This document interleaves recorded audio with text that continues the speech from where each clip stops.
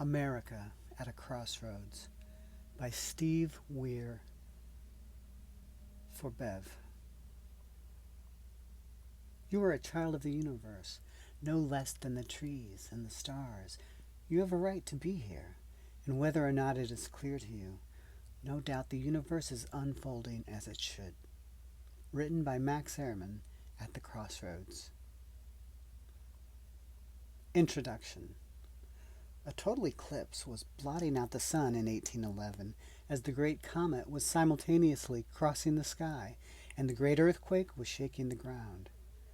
As the sky darkened, the air cooled and the ground rumbled along the New Madrid fault line in the Indiana Territory. I imagine the animals sensed the coming perfect storm. Meanwhile, the first steamboat on the Wabash River set sail down one of America's original highways, made of water, toward an area of New Orleans, coincidentally, called Terre Haute Plantation, where the largest slave revolt in history was taking place that year. Back in the Indiana Territory, George Washington's dream of an actual national road was stretching its arms westward towards its future headquarters of Terre Haute, Indiana, a new outpost of the West, foreshadowing the coming Industrial Revolution. This scene, resembling what I imagine looked like a J.M.W. Turner painting, was the panoramic view of the Wabash Valley when Governor William Henry Harrison first arrived at Terre Haute in 1811 while marching his army north along the old Wee Trail, tracing the banks of the Wabash River on his way to meet the Confederacy of Shawnee warrior Tecumseh and his brother, the Prophet, at the fateful Battle of Tippecanoe. Just as Harrison arrived to encamp and build a fort at this strategic high ground on the banks of the Wabash River, an area dubbed Terre Haute by early French traders, the universe seemed to display its sublime powers in this very rare collision of stunning natural phenomena. The Native Americans thought it all meant something. Maybe the Great Spirit was speaking to them. Perhaps it was an ominous message, although Tecumseh thought the Great Comet was a good sign, since his name Tecumseh literally meant shooting star. In American history, this strategic area known as Terre Haute would become a competitive political battleground, a powder keg of the labor movement, a spiritual nexus of good and evil, an early influence on show business, a passageway to the north, south, east, and west, and America's bellwether in presidential elections for 100 years. I'm going to tell the history of America through the lens of the place I was born, Terre Haute, Indiana, the crossroads of America.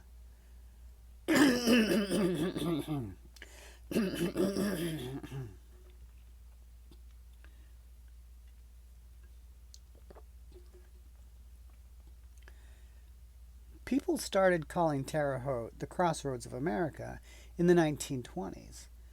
That's because in the 1920s, when the highway system started, the two main highways, US 40 and US 41, crossed in downtown Terre Haute.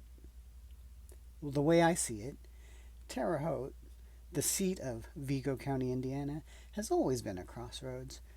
Glaciers pushed soil into a plateau above the Wabash River that became prized for generations of Native American tribes who traded furs and shared the land of the Wabash River Valley with its branching rivulets of winding creeks. The recently extinct mastodons roamed here, where many of their tusks have been found preserved. Prairie Creek on the south side of town was once a vast limestone riverbed that once swelled to 6 miles wide. Miami tribes settled on the north side in Otter Creek, and on the west side of the river, glaciers brought abundant gravel to the surface, which was mined out during the Industrial Revolution to help build such structures as the historic Indiana Theater, and left a pit that was transformed into a recreational beach, known as Isaac Walton Lake in 1923.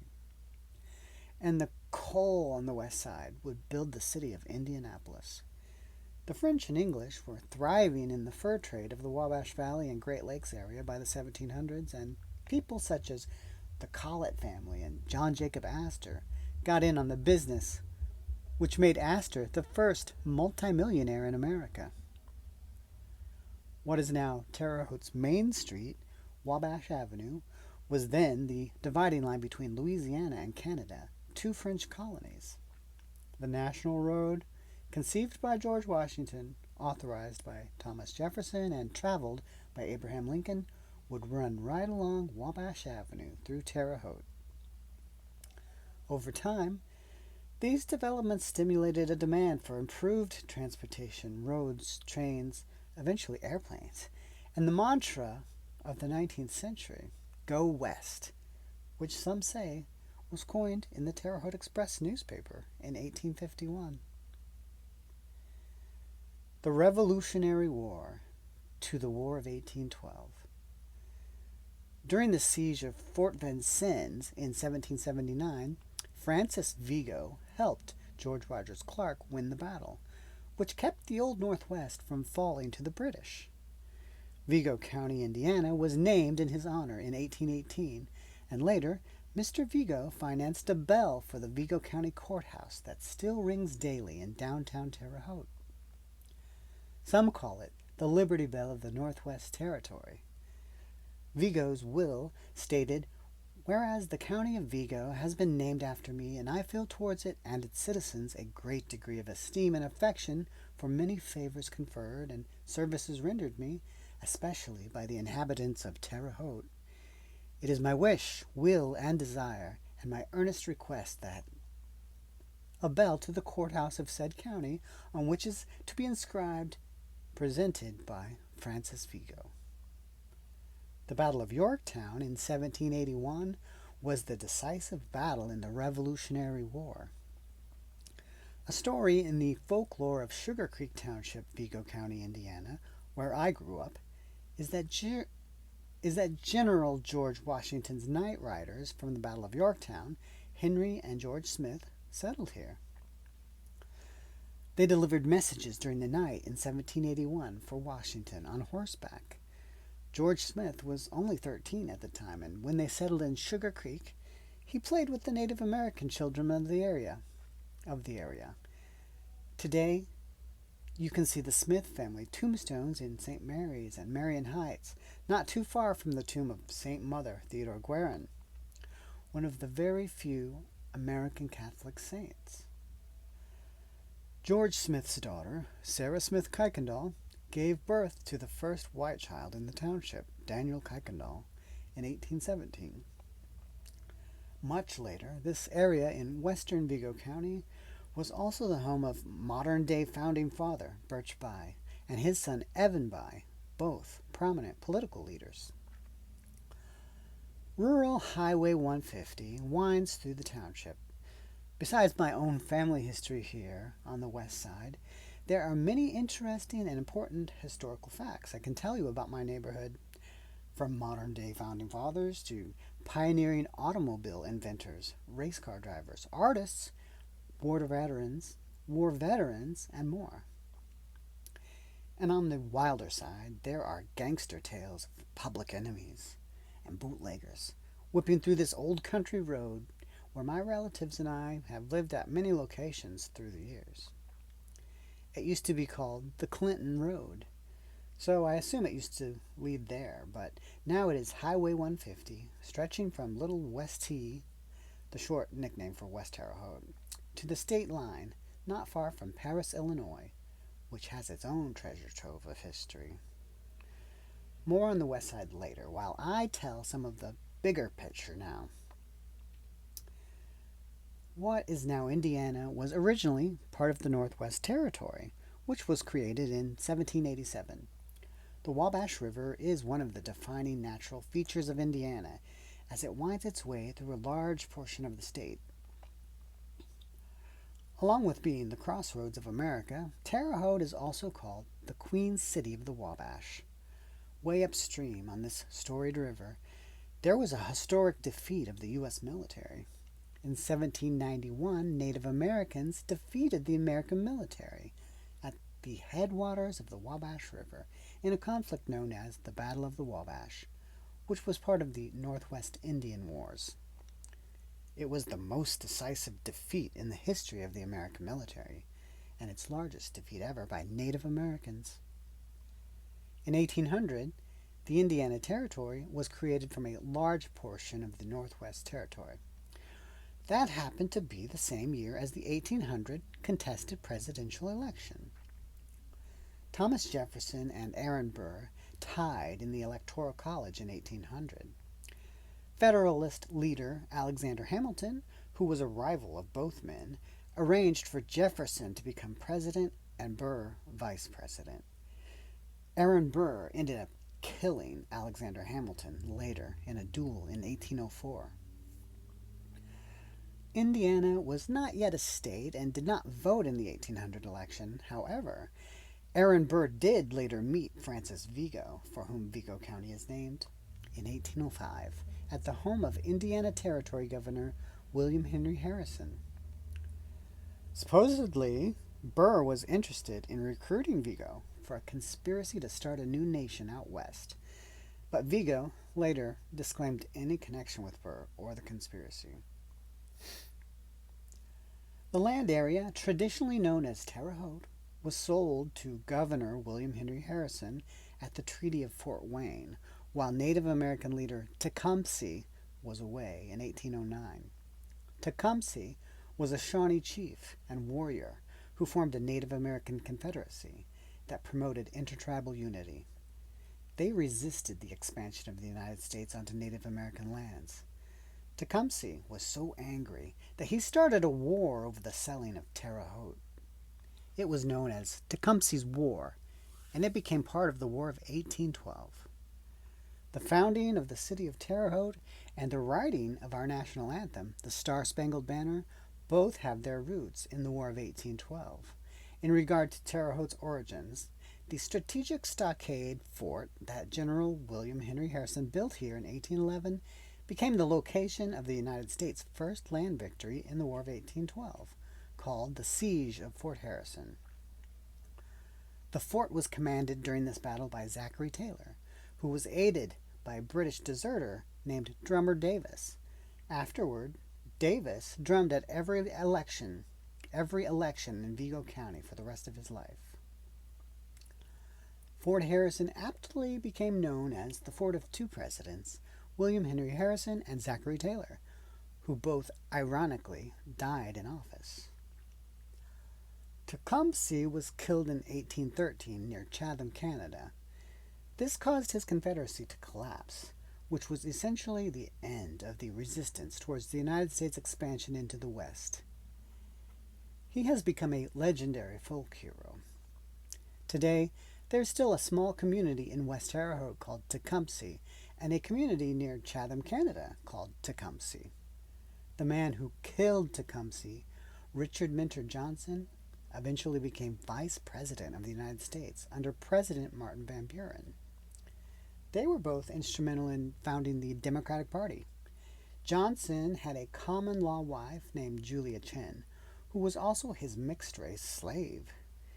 It became very controversial and led to Van Buren running for re-election without a running mate.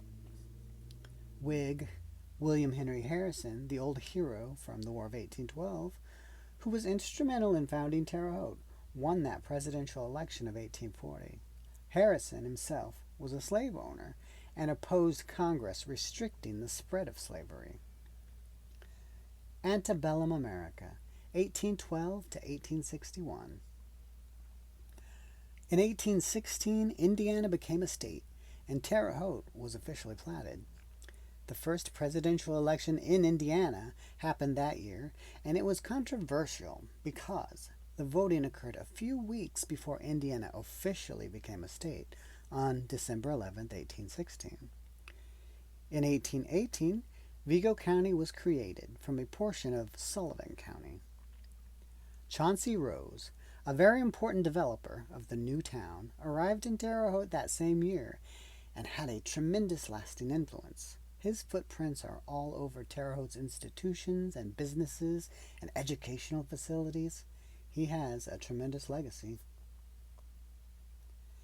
In March 1823, Levi Coffin came to Terre Haute, where he established a school, as well as the first Sunday school in Vigo County in Honey Creek Township. He was known as the unofficial president of the Underground Railroad, as well helping countless slaves from the South. This is but one example of Terre Haute's many important connections to Black history. I find it also fascinating that Sunday schools were instrumental in teaching poor children to read, because during the Industrial Revolution, many children worked all week and could only get schooling on Sundays. The 1824 presidential election was contested. Both candidates were from the Democratic-Republican Party, which was the only national party at that time. Andrew Jackson won the popular and electoral vote in 1824, but John Quincy Adams was ultimately elected due to constitutional rules. Henry Clay, who was the Speaker of the House, helped Adams win. Clay has an indirect but interesting connection to Vigo County in that he owned a farm near the extreme northwest of the county called Clay's Prairie, where his brother lived. Also, Clay County, that borders Vigo County to the east, is named after Henry Clay. Lawyer George W. Cutter was one of the many interesting people that arrived in early Terre Haute. Cutter came to town in 1826, and he was a poet, lawyer, and orator. In show business, we call that a triple threat. One of his best poems was The Song of Steam. It glorified that age, which was known as the Age of Steam. Harness me down with your iron bands, be sure of your curb and rein, for I scorn the strength of your puny hands, as a tempest scorns a chain. How I laughed as I lay concealed from sight, for many a countless hour, at the childish boasts of human might, and the pride of human power. He married actress Frances Denny Drake, the Star of the West, who was the most famous actress in America at that time. Reverend Henry Ward Beecher presided over the wedding. I found Terre Haute has many interesting connections to show business, at least as far back as Frances Denny Drake, who came to live in the city after marrying Cutter. I've also discovered that Terre Haute's fascinating show business history is often intertwined with political history, and I'll be talking more about that later in this story. During this time, the longest canal in the Western Hemisphere was being built and eventually reached Terre Haute, which became its headquarters. In 1828, the Indiana General Assembly accepted a land grant for the Wabash-Erie Canal. It operated for many years. However, the canal ended up largely a failure and bankrupted the state of Indiana, and many men died building it in the hazardous working conditions of this pre-labor union era. According to one newspaper, the ill-starred Wabash-Erie Canal bankrupted the state treasury in the 1830s. Trains would supplant the canal in Terre Haute. The city became a major train center. Throughout its history, Terre Haute has been a transportation center and travel crossroads where people traveled by water on the river and canals via railroads.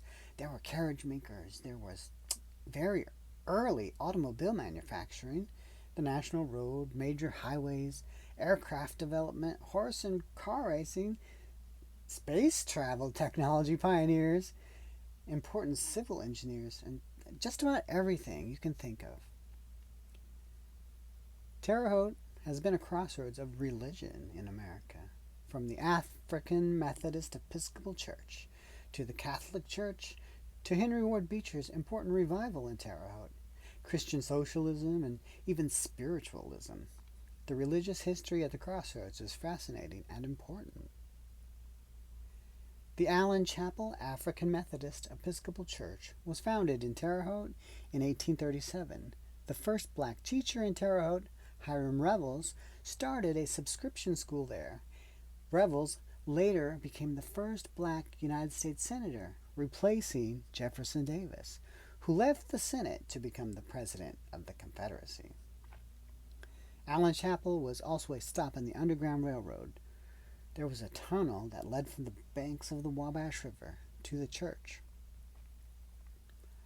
In 1840, St. Mother Theodore Guerin arrived in Terre Haute and founded St. Mary of the Woods College on the west side of the Wabash River. She's one of the very few American saints. The college was the first women's academy in Indiana and the oldest Catholic college in the state. St. Guerin performed multiple miracles in Terre Haute. President William Henry Harrison, who essentially founded the town of Terre Haute, died on April 4, 1841, becoming the first president to die in office. His friend, Reverend Henry Ward Beecher, gave an emotional speech at his funeral. Both men have an important connection to Terre Haute's history. Henry Ward Beecher and his sister, Harriet Beecher Stowe, both rebelled against their famous Calvinist father, Lyman Beecher, who preached fire and brimstone. Henry came to Terre Haute in 1842 to the First Congregational Church and led a successful revival in the city for several weeks. It was his first big success, and he never doubted himself again after this visit to Terre Haute, and spoke very fondly of the city, which was at one time considered the most beautiful in Indiana. In a sentimental recollection of Terre Haute, Beecher said, "For 3 weeks I had labored side by side with Brother Jewett, the first revival in which I had ever taken part. I had no effective sermons. I did not know how to preach in a revival. I rode 2 days the lonely road, through beech forests, now all gone, in a dazed and wondering state. Hardly was my saddle empty before Jewett was at my elbow. 'You've done well to come. You must preach tonight.' In a moment the cloud lifted. The reluctance was gone. It has been so all my life. When the time came to return home, did ever heart swell with stronger and more unutterable feeling? To go back to the ordinary round of church life from this glowing center seemed so intolerable. Through the beech woods, sometimes crying, sometimes singing, at length the clouds rolled away. The heavens had never seemed so beautiful and radiant.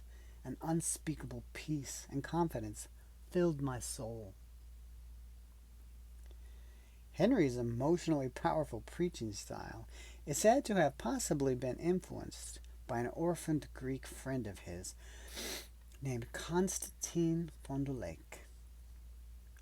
I believe that Constantine filled an emotional void in Henry due to the stoic nature of the Beecher household. Constantine actually died of cholera the same year Henry came to Terre Haute. Once I tell you about their friendship, you can probably surmise Henry's devastation at the loss of his friend, and it may have had a long-lasting effect on his spirit. They met as school kids. Henry admired everything about Constantine and described him as the most beautiful thing I had ever seen. In today's terms, I would call it a bromance. Constantine was an orphan, and Henry's childhood lacked the love and warmth he craved. They signed a contract pledging lifelong friendship and brotherly love. "We consider ourselves as brothers, and we are bound together by ties and obligations as strong as can be placed upon us. But we rather rejoice in the relationship, as now it has converted our former friendship into brotherly love. As formerly we were connected by nothing save voluntary friendship, which could be broken off, so now we are connected by a love which cannot be broken, and we have pledged ourselves before God and his angels to be as written above. But we do not sorrow on this account. Far from it.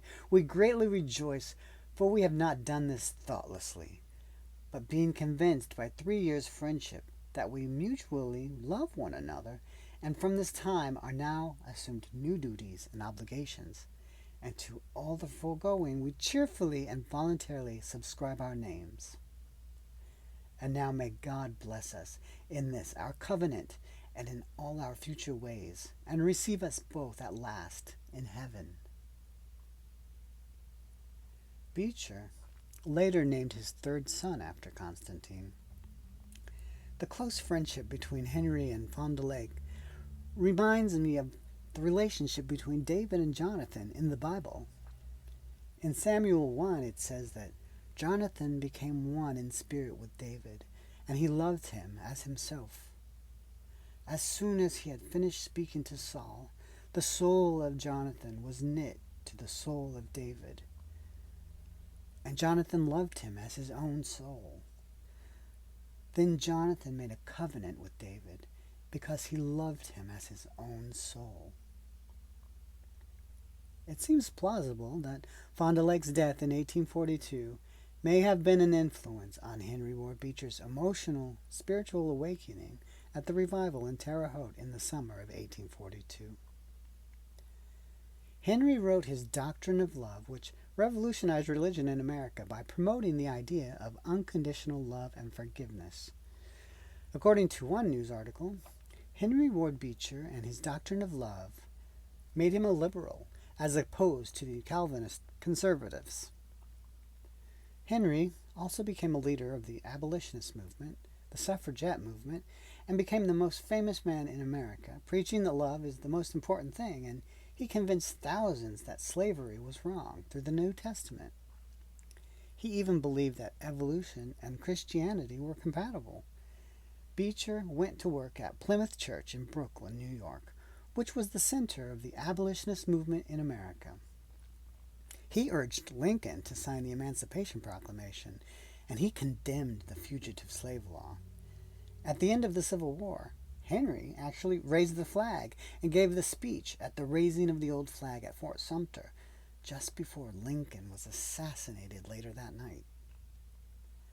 After the war, Beecher became focused on women's suffrage, and this is when he became involved in a highly publicized adultery scandal.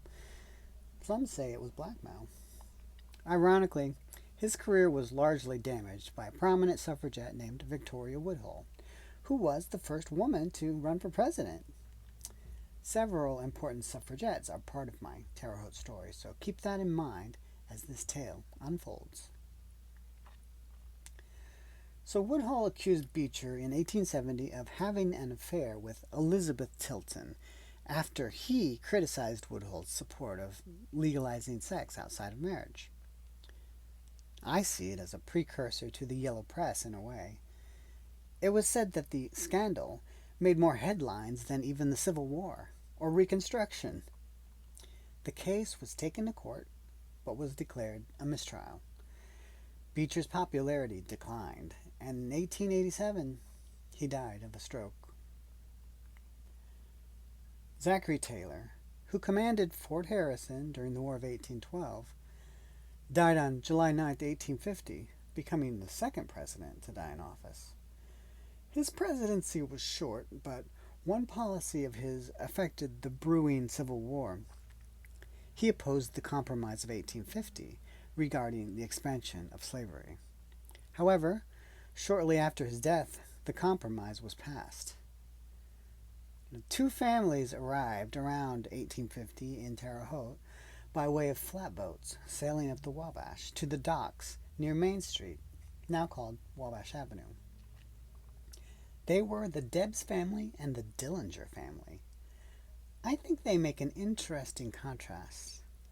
They both produced a Robin Hood-like character, Eugene Debs by labor strikes and civil disobedience during the Progressive Era, and John Dillinger by robbing banks during the Great Depression. I'll be talking much more about this later in the story.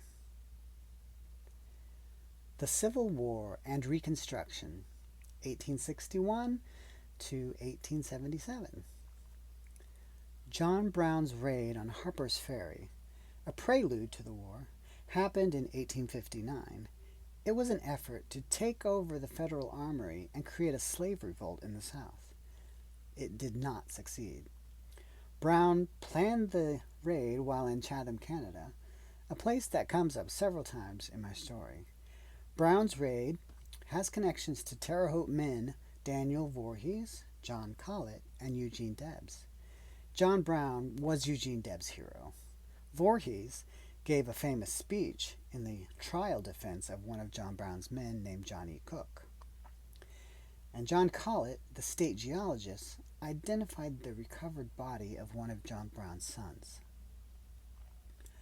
The incident at Harper's Ferry increased tensions between the North and the South. War became imminent. Many Terre Haute residents and people who spent time in Terre Haute were central characters in the Civil War. There was Zachary Taylor, who had defended Fort Harrison and opposed the Compromise of 1850. His presidency was brief, but had some consequential effects, especially since his vice president, Millard Fillmore, took over the presidency and decided to go a different direction by signing the Compromise of 1850 that Taylor had opposed. There's Henry Ward Beecher, who led his first successful revival in Terre Haute, and he's connected to William Henry Harrison. But he also encouraged his sister to write Uncle Tom's Cabin, which some say started the Civil War. And he is also connected to the Harris family, that was a pioneering Terre Haute black family that lived at 15th Street and 1st Avenue for over 100 years. I'll be talking about them later in this story. Several lawyers in Terre Haute were important to the Civil War. George W. Cutter, a lawyer and poet who served in the Lincoln administration. John Palmer Usher, who became Lincoln's Secretary of the Interior. After studying law in Terre Haute, Joseph Gurney Cannon became the Illinois State's Attorney and later was the longest-serving Speaker of the House and the first person to appear on the cover of Time magazine. Thomas Nelson, who was a lawyer that co-founded the Republican Party. Daniel Voorhees, a neighbor of Nelson, was the leader of the Democratic Party during the Civil War when he became a member of the House of Representatives and later a U.S. Senator. Eugene Debs' house also neighbored these important politicians at the Crossroads, although he wasn't involved in the Civil War. But the abolitionist John Brown was his hero, and Debs, of course, would later become the leader of the Socialist Party. I'll say much more about Debs later in the story. Lyman Abbott lived at the Crossroads during the Civil War and was the pastor of the First Congregational Church during the war, and later replaced Henry Ward Beecher at Plymouth Church in Brooklyn, New York, the center of the abolitionist movement. Abbott was also in charge of the Freedmen's Bureau. His wife was Abby F. Hamlin, a close relative of Lincoln's first vice president, Hannibal Hamlin. Lizzie Key married lawyer Thomas Nelson and came to live with him at the Crossroads. Before moving to Terre Haute with her husband, Lizzie Key grew up in Kentucky and was a student of Harriet Beecher Stowe. On a visit to the Key home, Harriet got some of her inspiration for her book, Uncle Tom's Cabin. Here is a description that one newspaper gave. The Marshall Key home in Washington, Kentucky, is where Harriet Beecher Stowe was visiting when she got at least some of the inspiration for her book, Uncle Tom's Cabin. Mrs. Stowe, a faculty member of a Cincinnati school, attended by the daughters of Marshall Key, attended a slave auction at the historic courthouse about a block distant from the home, and the sight of an aged Negro and a young Negro girl at the auction were said to have inspired the characters of Uncle Tom and Topsy. General Charles Cruft, Richard W. Thompson, Orlando J. Smith, and Hiram Revels were also residents of Terre Haute important to the Civil War era. Cruft was a hero in the Union Army. Thompson was a good friend of President Lincoln and the Harris family. Smith would have a big influence on the press after the war. Hiram Revels, who was the first black teacher in Terre Haute, replaced Jefferson Davis in the Senate, becoming the first black person to serve in the U.S. Congress. David D. Harris and wife Ida Mazik headed a pioneer black Terre Haute family. David D. Harris was a runaway slave from Kentucky who built the historic house at 15th and 1st Avenue in Terre Haute that was still standing until recently. David took care of Colonel Richard W. Thompson in his final years. David's wife, Ida Mazik, was born at the terminus of the Underground Railroad in Chatham, Canada. They raised 5 daughters in Terre Haute, who all became teachers. Their daughter, Evangeline, was a teacher as well as an esteemed opera singer, and she also wrote the first books for black school children with the help of George Washington Carver. The Maziks had helped organize the Underground Railroad and worked with Henry Ward Beecher. Their stories became part of Harriet Beecher Stowe's book, Uncle Tom's Cabin. Abraham Lincoln was the 3rd president to die in office. He was assassinated on April 15, 1865, by John Wilkes Booth. Booth was also present at the hanging execution of the abolitionist hero, John Brown. One of the servicemen that came home to Terre Haute after the war was Major Orlando J. Smith. He bought the Terre Haute Express newspaper and eventually founded the American Press Association, the oldest news press agency in the United States. He started the careers of many famous writers, including humorist Bill Nye. His son, Cortlandt Smith, succeeded him as president of the American Press Association and also became a pioneer in newsreels and motion pictures and worked closely with Will H. Hayes.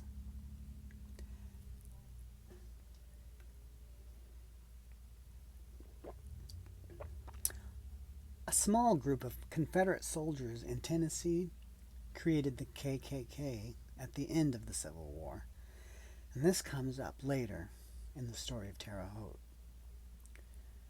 The Reno Gang is considered one of the first modern criminal organizations in American history. My ancestors lived near them at one time. George Weir, my second great paternal grandfather, was born in 1850 in Madison, Indiana, where his father, James Weir, was a wagon maker. By the 1860s, they were farmers in Jackson County, Indiana, near Seymour, where America's first train robbery occurred in 1866, right near their home in Driftwood. The notorious Reno Brothers Gang was the culprit of this infamous robbery and many more. There's a legend that there's lost treasure in the hills and countryside of Jackson County. Stolen loot having fallen and been flung from hijacked trains and the like. Well, George Weir married a Jackson County native named Thurza Callahan, who was herself a descendant of Major Benjamin Stites. So my 7th great-grandfather, Major Benjamin Stites, founded the city of Cincinnati, Ohio in 1788. Well, in the 1870s, the Weir family, including newlyweds George and Thurza, was on the move again. Maybe they left the area of Jackson County, Indiana, because of the infamous Reno Brothers Gang terrorizing that area in those days. I don't know for sure, but by the 1870s, the Weir clan had moved near the Terre Haute metro area. Now, Terre Haute was a boomtown that many thought would become the next Pittsburgh. Many people were drawn to the area, including my family. And having left the Reno brothers behind, my family would encounter other infamous and even more widely known gangsters in Terre Haute.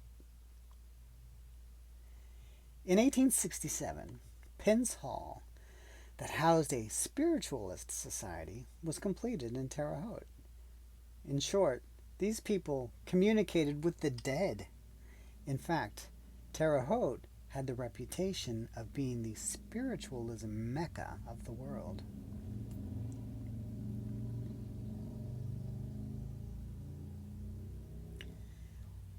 One 1876 newspaper, in speaking of Penn's Hall and its medium, Mrs. Annie Stewart, said, "Terre Haute has long been noted as a sort of mecca for modern spiritualist pilgrims."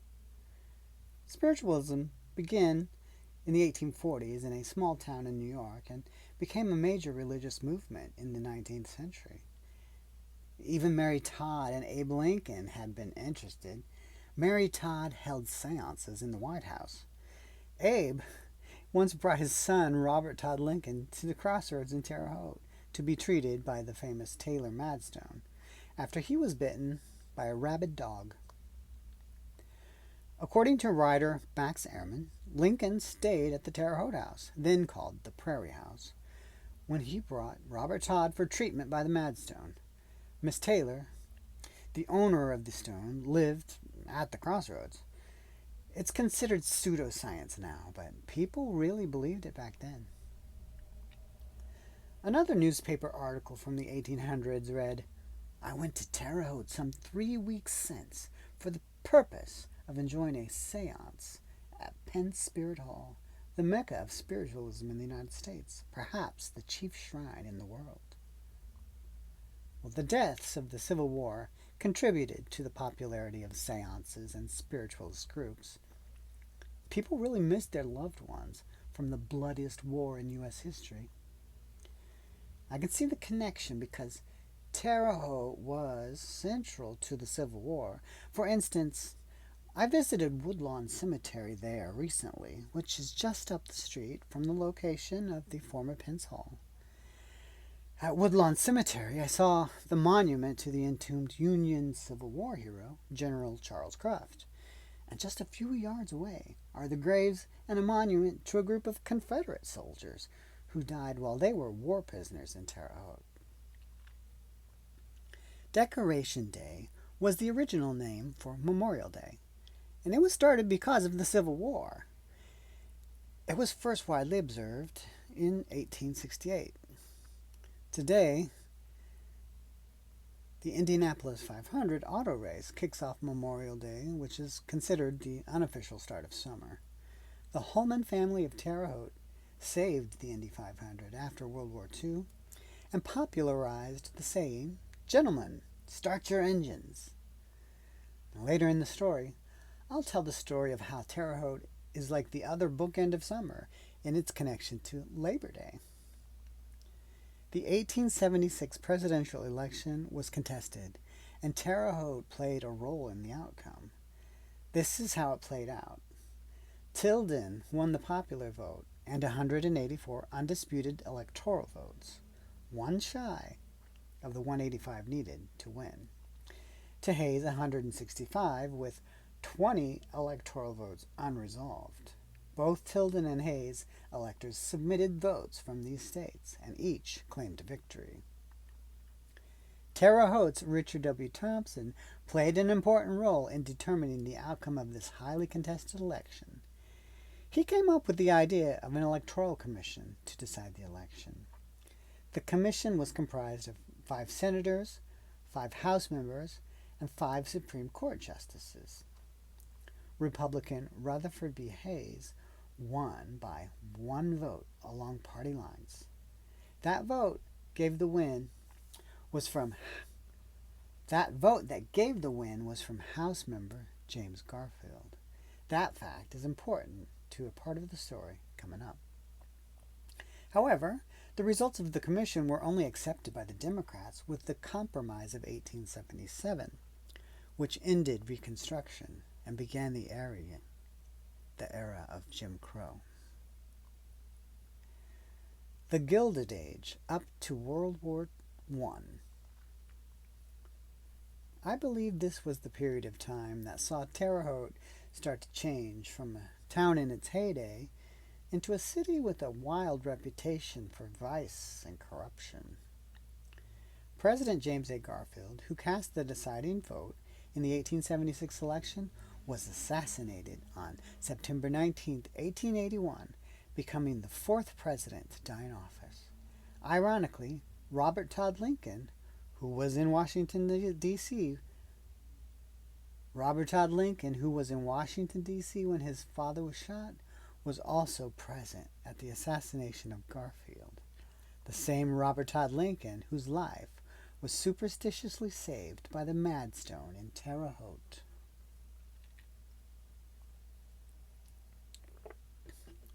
Terre Haute Senator Daniel Voorhees died April 10, 1897. He was the chief promoter of the building of the Library of Congress. Now, modeled after the Paris Opera House, it was the ultimate example of the Gilded Age in art. Theodore Dreiser, who was born in Terre Haute, wrote the archetypal Gilded Age novel, Sister Carrie. He also wrote A Hoosier Holiday, the first travelogue, which may have inspired Jack Kerouac's On the Road. Dreiser also wrote An American Tragedy, which Charlie Chaplin called the greatest story about America. Samuel Clemens, more commonly known as Mark Twain, who coined the phrase the Gilded Age, once worked as the typesetter for Ebenezer Thompson Baird, who was the first principal of Vigo Collegiate Institute in Terre Haute. J.B.L. Soule taught at the school, and mathematics professor J.G. Stevenson became Library of Congress.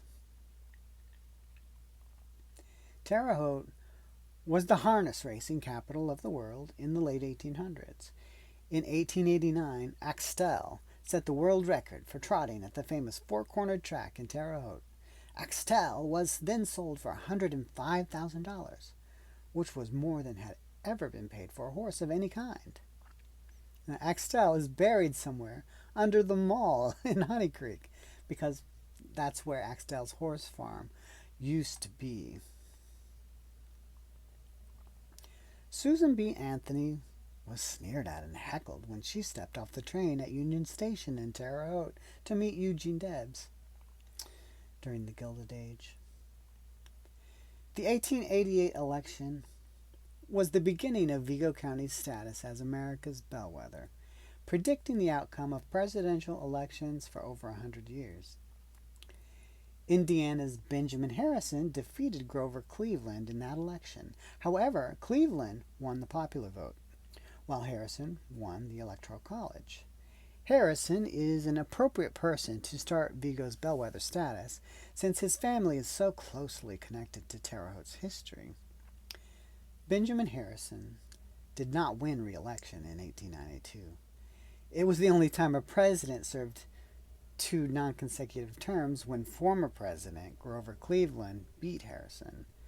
But before leaving office, Harrison signed off on Chicago being the location of the 1893 World's Fair, which would have several important connections to Terre Haute. Is time travel possible? Sometimes I think so. I may have time traveled on Swan Street in Terre Haute when I was 10 years old. Not kidding. I have a personal connection to the historic location of the Harper home near 7th and Swan Streets. That's almost supernatural. Let me explain. Lawyer Thomas Harper was friends with Eugene Debs, who introduced Thomas's wife, Ida Husted Harper, to famous suffragette Susan B. Anthony. Debs brought these two great women together and helped the women's movement in the process. But by 1890, Ida, who also became a noted suffragette, divorced her husband, Thomas Harper, who was the lawyer for the Brotherhood of the Locomotive Firemen, a union started by Eugene Debs. At the end of her life, a newspaper noted that Mrs. Harper's best-known books are the life and work of Susan B. Anthony, the history of women's suffrage. The first two volumes of the biography were written in Miss Anthony's home in Rochester, New York, and the third, after her death, was written in New York City. The first 3 volumes of The History of Women's Suffrage were prepared by Elizabeth Cady Stanton and Miss Anthony, and the 4th volume was prepared by Miss Anthony and Mrs. Harper, and brought the subject to the close of the 19th century. Now, Mrs. Harper wrote volumes 5 and 6 and closed the history with the adoption of the 19th Amendment to the Federal Constitution, which conferred universal suffrage on women. During the closing years of the struggle, Mrs. Harper went into the National Suffrage Headquarters in New York with the president of the National Association, Mrs. Carrie Chapman Catt, and took charge of the work with the editors of the entire country. So, before the divorce, daughter Winifred was born to Ida Husted Harper and Thomas Harper in Terre Haute. Many of Winifred's childhood friends in the Farrington Grove neighborhood became famous. Amalia Kussner from Terre Haute was the top miniature portrait artist of the Gilded Age. She lived in the Memorial Hall Gar building on Ohio Street. The neoclassical building built in the 1830s may be the oldest building still standing in Terre Haute. Now, actress Alice Fisher founded 12th Nightclub, America's first professional group for actresses. Composer bandleader Edwin Franco Goldman became one of the most significant American band composers. And his brother, New York attorney Mayor Goldman, created the Office of the Public Defender. Author Booth Tarkington, who wrote The Magnificent Ambersons and Alice Adams. Sculptor Janet Scudder, who was one of the White Rabbits who made the sculptures of the 1893 World's Fair and became a collaborator of Sanford White. Actress Valeska Surratt became a big success as a vamp in vaudeville and silent films and performed on Broadway. Winifred Harper Cooley herself became one of the first feminists and was an accomplished writer. So in the 1880s, all these precocious children once lived by my sister Bev's old apartment on Swan Street in the historic Farrington's Grove neighborhood of downtown Terre Haute. Flash forward.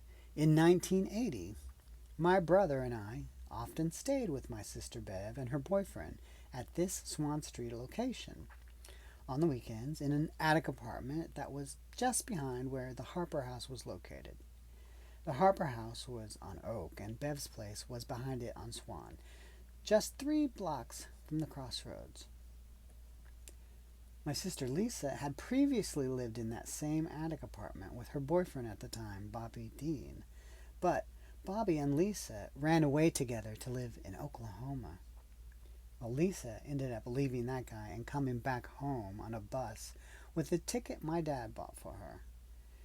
She had developed a molar pregnancy, which is a tumor that develops in the uterus as a result of a non-viable pregnancy. She had to have an operation, and my dad was with her at the hospital. Dad detested that she smoked, but he asked her if she needed anything, and she said cigarettes.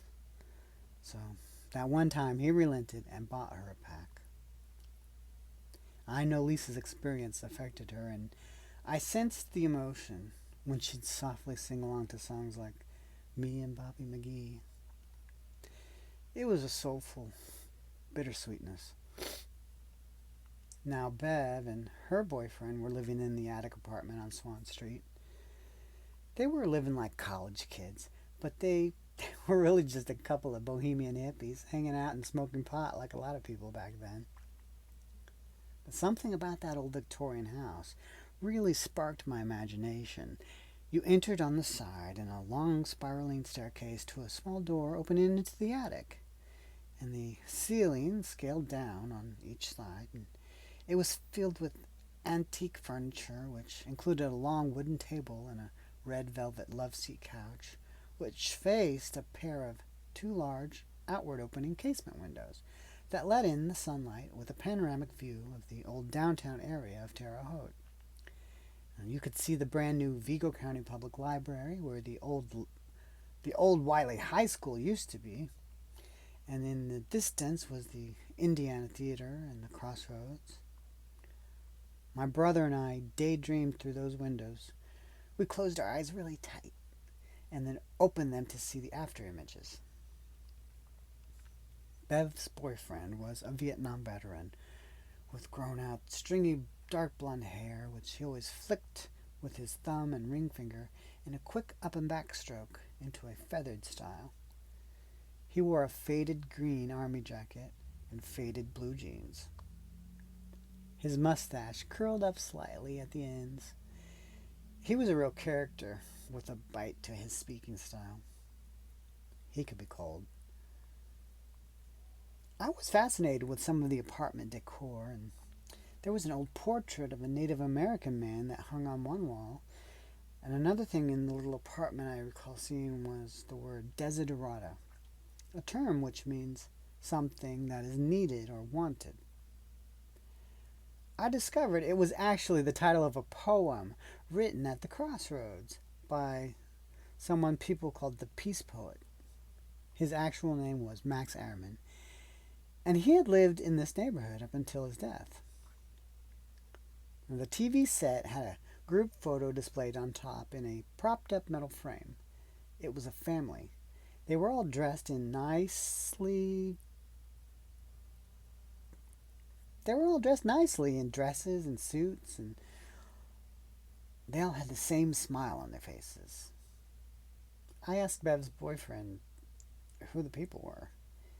He replied with a bit of knowing sarcasm, "That's my family." I was confused because he didn't look or dress anything like them. I figured out years later that it was a portrait of the Nixon family thanking him for his service in the Vietnam War. And he didn't seem happy about his service. I could definitely tell he had some problems. Another thing I've discovered is that through those casement windows just across the street would have stood the former home of disgraced former Mayor Don Roberts many years ago. His bodyguard at this house was a notorious gangster from Taylorville, where both sides of my family coincidentally have roots. Now, Roberts was brought down by another local suffragette after the 1912 election that changed voting integrity. Terre Haute sure had quite a few important suffragettes, I'm finding out. That little attic apartment seems to be at the center of so many symbolic ideas. The eye of the storm, in a way, of American history. Well, as broke as they were, they had this brand new TV service called Home Box Office. And each month we'd be excited when the new HBO guide would arrive. It was a little pamphlet-sized magazine about 5 by 5 inches, and it would show the movie times and the coming attractions. There were only a very few movies added each month back then, and they would play them over and over again. There were no scheduled broadcasts early in the day. They always aired later in the day. So at broadcast time, they would always show the same introductory montage that was really creative at the time. It had the point of view as if the viewer was flying through air and space at nighttime, and you'd see the landscape of Earth and then a city and housetops, and finally the logo of HBO would unravel on the screen, all while the theme music played. But it really gave you a feeling you were about to experience something. Funny thing is, what we were about to experience could be experienced in real life too. It was like a movie within a movie, or peeling an onion, or being in some kind of cycle of existence, or a temporal paradox. Let me explain. The two movies I remember watching over and over at this old Victorian house really left an impression on me. And strangely, they both have a connection to Terre Haute, which I found out only recently. The first one was The Lady in Red, about John Dillinger. But the funny thing is, John Dillinger owned a house in Terre Haute, and more than one Dillinger Gang member was from Terre Haute, including Ed Schaus. And believe it or not, Schaus committed his first robbery right there on the street we were at, 7th Street in Terre Haute. He had robbed the Grand Theater at the Crossroads in 1929, merely a few weeks after the great stock crash of that year. Dillinger Gang member Russell "Booby" Clark was first arrested in Taylorville, the exact location of where both of my parents were born. And across the street from Bev's attic apartment, where Mayor Don Roberts had lived, he had a gangster bodyguard from Taylorville. It gives me the strangest feeling when I think about it. Now, the other movie was Time After Time, which was about Jack the Ripper and a time machine. Somehow I was sucked into the time machine motif at this old house. As crazy as it sounds, Jack the Ripper has a connection with the street we were on as well, Swan Street, that is. Back in 1893, H.H. Holmes, the notorious serial killer, America's first, who set up his murder hotel in Chicago, this H.H. Holmes was looking for an accomplice, so he cleverly looked through the newspaper to see who he could recruit by way of bailing out some luckless criminal. And he saw that a Mr. Petezel was in the Terre Haute jail for writing fraudulent checks. This is the type that he needed for his own insurance fraud schemes.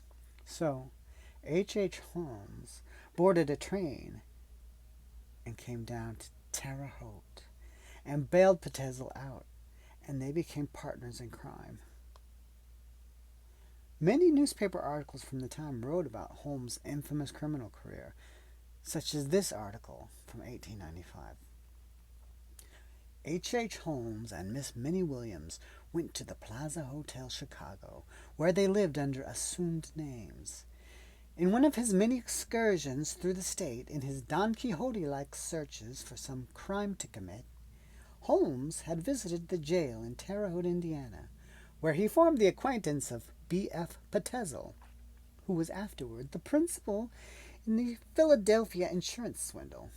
It is very likely that this visit of Holmes to Terre Haute was the direct result of some item which he had read about Petezel's forgeries in the Chicago newspapers. At any rate, he evidently regarded Petezel as a lucky find for insurance purposes.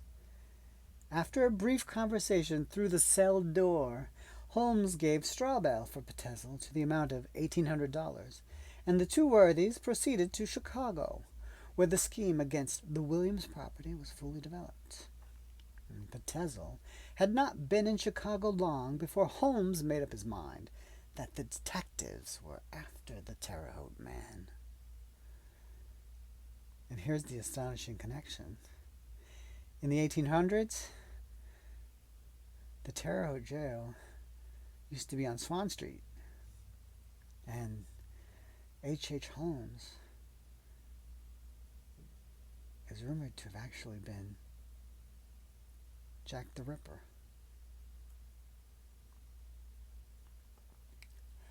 One day I walked into the attic apartment and was shocked to see Bev's boyfriend with a friend, and he was injecting heroin into his arm right in front of us.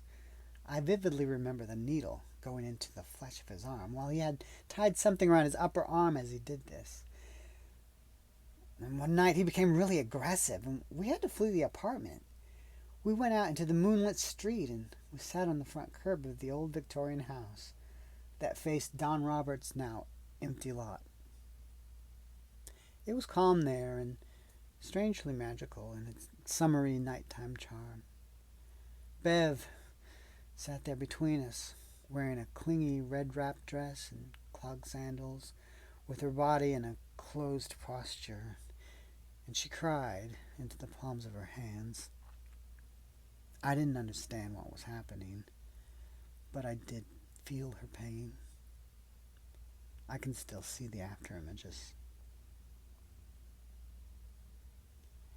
Flashback to the 1880s at the same location.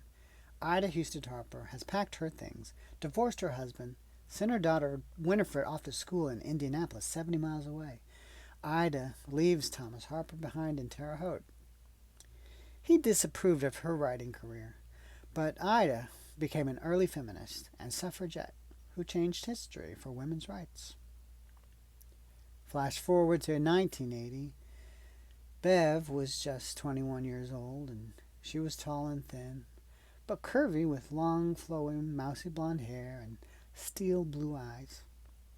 She had an aquiline nose and long face, and in the Victorian era, those features were the ultimate beauty, but it was 1980, not 1880, and Bev was insecure about her looks. But she pulled herself together, and she became determined to better her situation.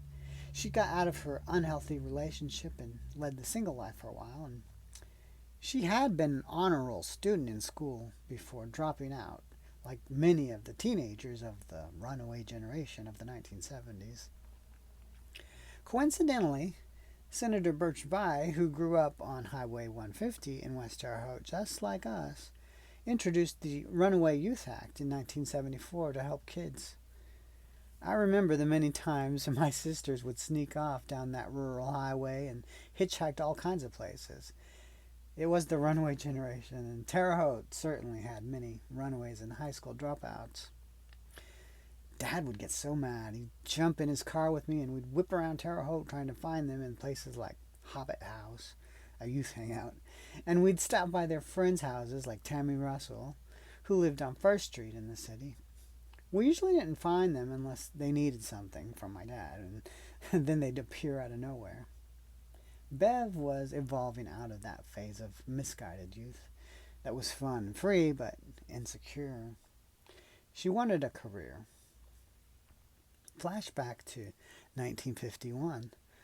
A young Birchby had a tragic auto accident on Highway 150 at Marion Heights in which a man was killed.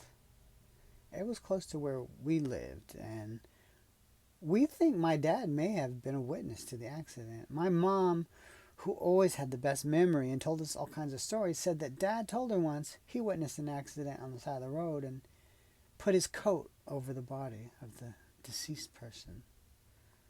Well, that's something he would do. Although Dad could be temperamental, he had a tender heart and he always would help people, unhesitatingly. Flashback to the gay 90s. A lot happened in this decade, and it wasn't all as fun as the name suggests. In 1890, actress Alice Fisher from Terre Haute, Indiana, founded 12th Night Club, and America's first professional women's acting group in New York City. And her first role when she was still a child was Uncle Tom's Cabin in Terre Haute. Eugene Debs used to escort her and her other friend performers to their shows around the city. The 1893 Chicago World's Columbian Exposition was a highlight of the gay 90s. But that year also saw the Panic of 1893, a depression that lasted until 1897. And then there's the Pullman strike in 1894 that was led by Terre Haute Eugene Debs. Terre Haute's Eugene Debs. Now, James Farrington Gookins of Terre Haute designed the lakefront for the World's Columbian Exposition. He also founded the Herron School of Art in Indianapolis and the Art Institute of Chicago. He's known as Chicago's first art teacher and was designing a dream subway system for Chicago when he died. In Terre Haute, he had lived at 7th and Ohio Streets. As a child, John Roberts had been his next-door neighbor. They were both civil engineers.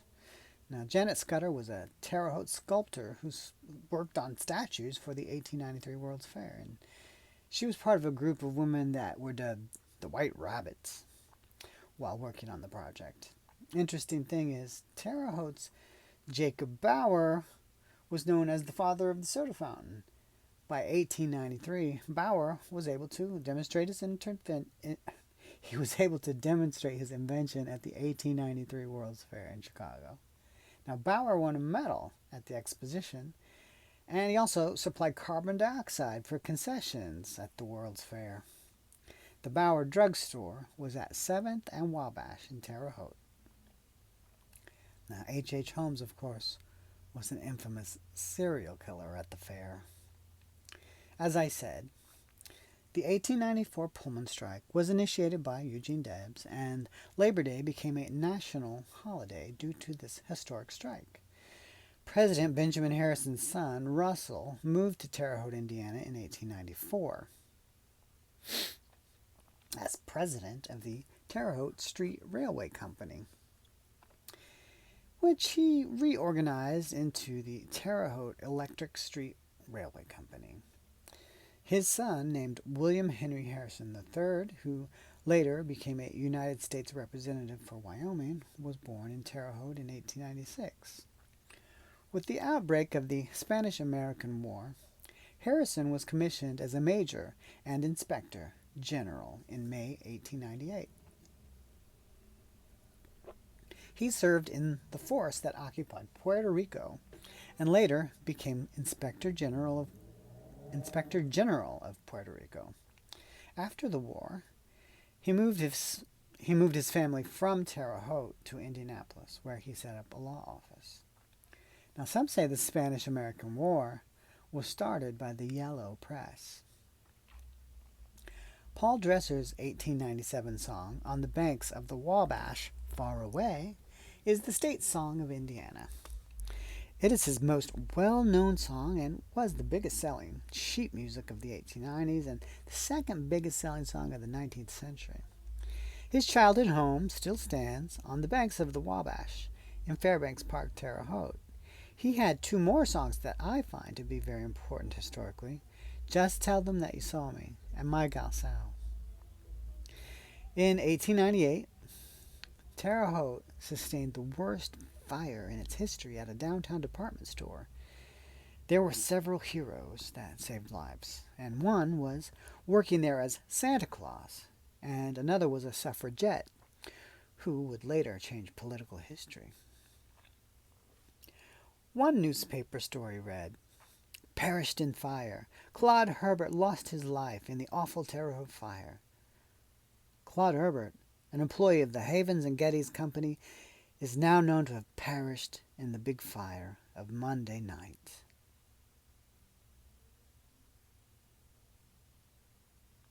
Herbert was acting as Santa Claus in the toy department of the store when the fire broke out, and by heroic efforts he succeeded in safely conducting the children who crowded the aisles and the department clerks to a space of safety. He was a member of Company H, 159th Indiana Volunteers during the late war, and the ex-soldiers are now engaged in searching the ruins for his body. Stella Stimson was the suffragette who saved someone in the fire. She saved the window decorator by wrapping them in her coat. At the end of the decade, William McKinley ran for re-election in the 1900 presidential election. His campaign song was Paul Dresser's "Just Tell Them That You Saw Me." Although Dresser was a Democrat, he allowed Republican McKinley to use his song for his campaign, and McKinley won. One of the most shameful moments in Terre Haute history was the lynching of a black man named George Ward in 1901 by a white mob. It was a subversion of the criminal justice system. President William McKinley was shot on September 6, 1901, at the Pan American Exposition World's Fair in Buffalo, New York, the victim of an assassin. Ironically, Robert Todd Lincoln was present, the same Robert Todd Lincoln whose life was superstitiously saved by the Madstone in Terre Haute.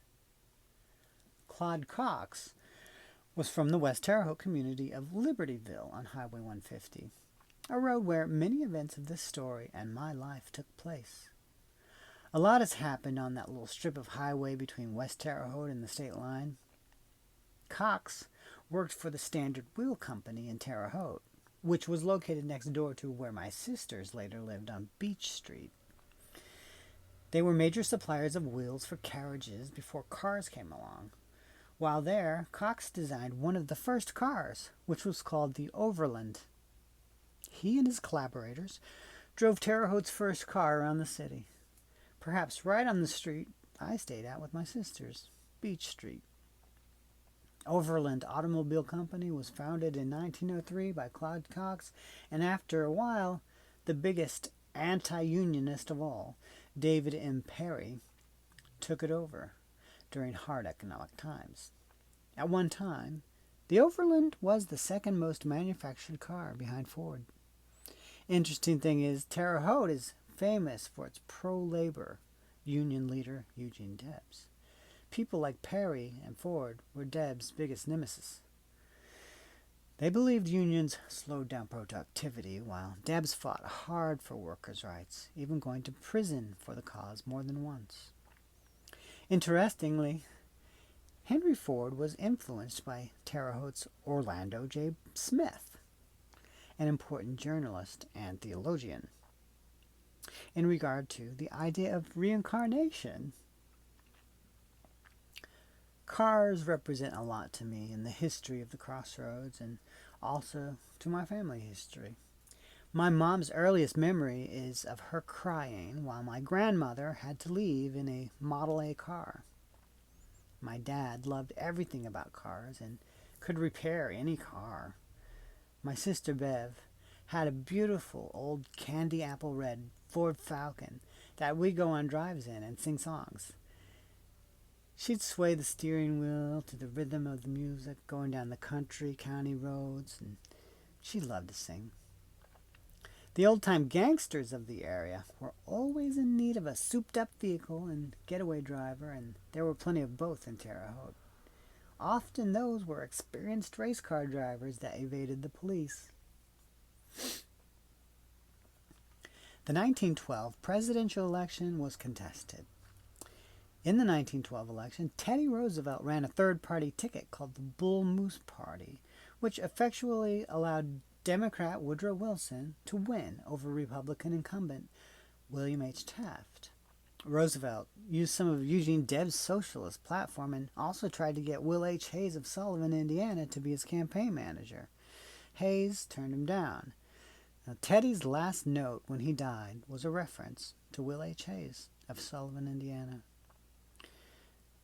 My parents were not born in a hospital. They were both born at home in a tiny suburb of Terre Haute called Taylorville on the west side of the Wabash River. Taylorville was a notoriously rough neighborhood.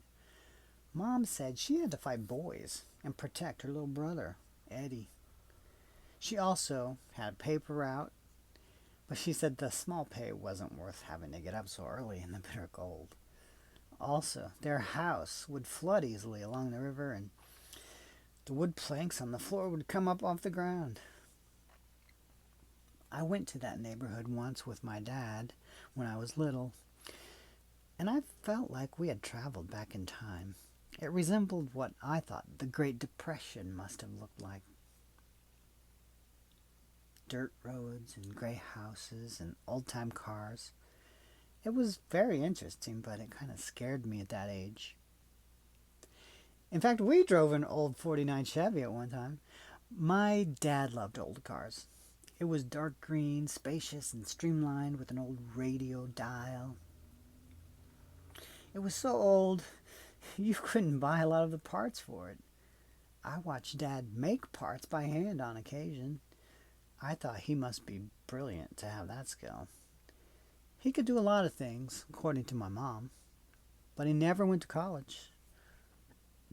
Although my mom went to ISU for a short time, I still have some of her papers she wrote for English class.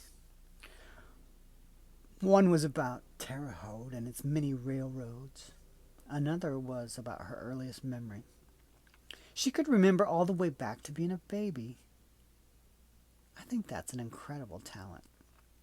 Not to mention, she could remember melodies perfectly and sing them right on cue.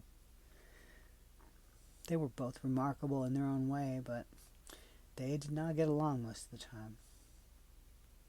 Taylorville, whose name was changed to Dresser in the 1900s in honor of Paul Dresser, who wrote so sentimentally about that spot on the banks of the Wabash far away. He also, unexpectedly to me,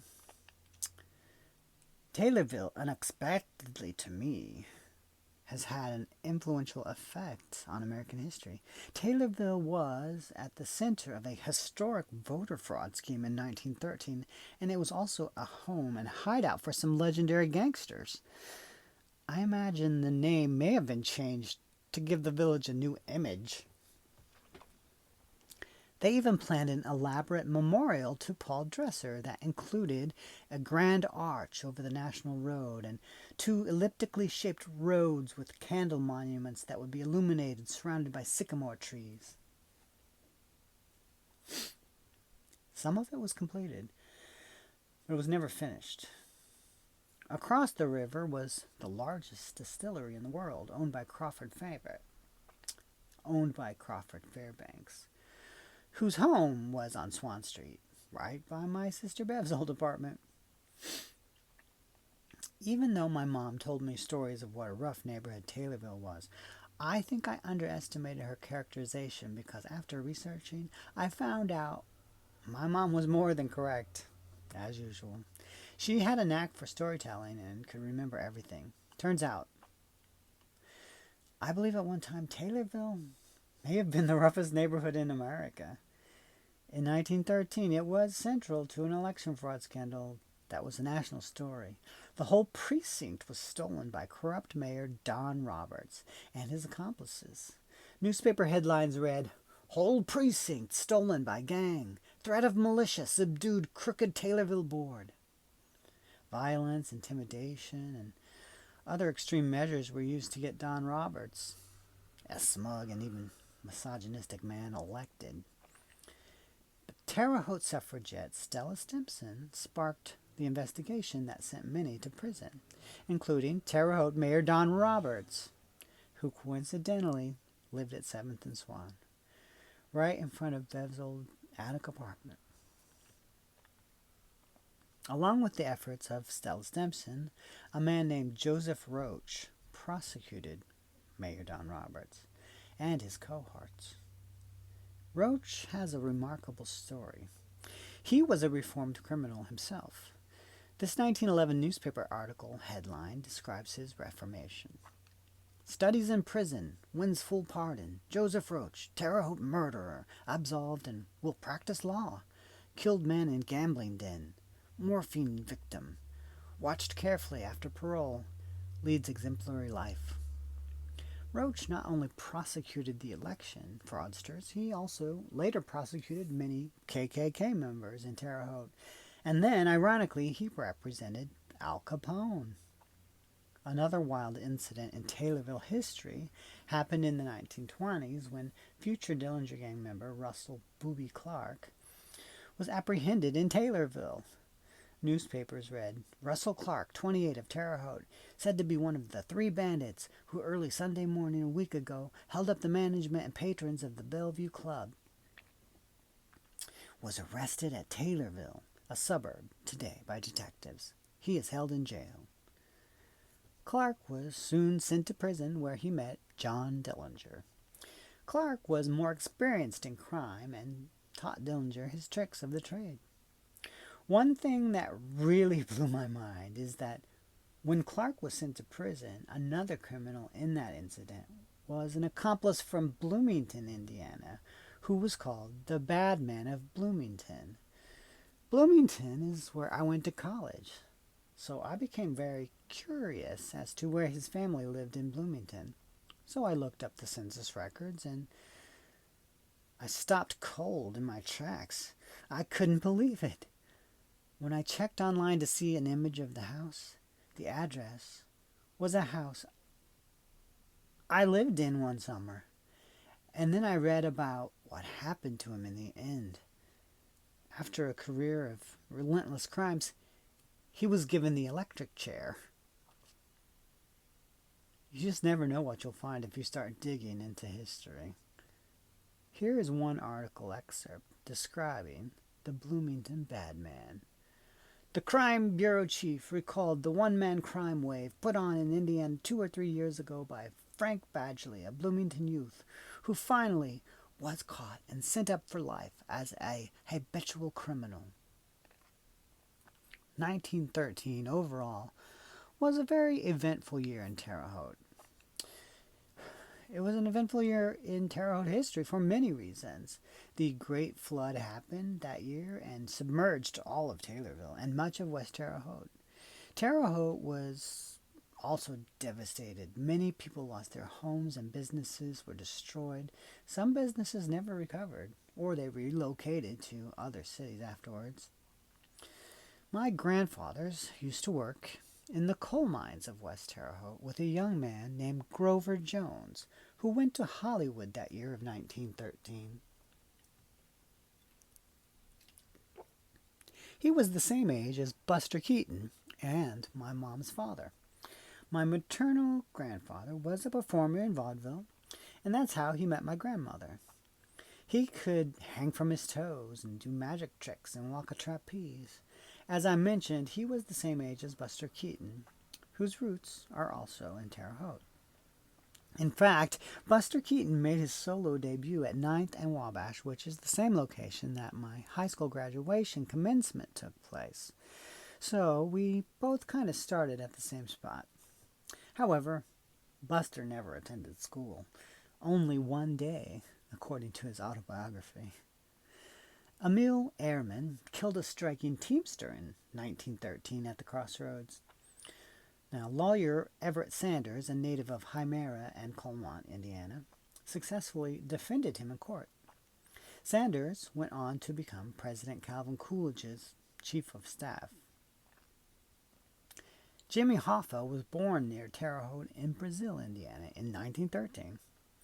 And as I mentioned, Mayor Don Roberts and many others were jailed because of the work of suffragette Stella Stimson in 1913. One newspaper stated, "Behind the scenes, few episodes of the Terre Haute fight are common knowledge. The sentence of Mayor Don Roberts to the federal penitentiary at Leavenworth, the sentences of a city judge and a circuit judge and a county sheriff to the same prison 9 months ago stood out as red letters in the history of political corruption. But we did not see through the episodes. What went on behind the scenes was not revealed. One of the principal actors has now told the story. She has made clear the long, hard work, the bravery, the clear-sightedness, the uncompromising honesty through which the women of Terre Haute made possible the final spectacular drama. Mrs. Stella C. Stimson gives the details. In the National Municipal Review, she paints a lively picture of the degradation of Terre Haute and of its awakening. In so doing, she has aided all other American cities to free themselves from corruption, crime, and misgovernment." One of my favorite bits of Terre Haute trivia is that in 1915, Earl R. Dean designed the Coca-Cola contour bottle in Terre Haute. It is one of the most recognizable product designs in the world. It was a brilliant marketing idea. And another thing that complements the Coca-Cola bottle invention is the fact that Jacob Bauer of Terre Haute is called the father of the soda fountain. The Great Wars and the Economy, 1914 to 1945.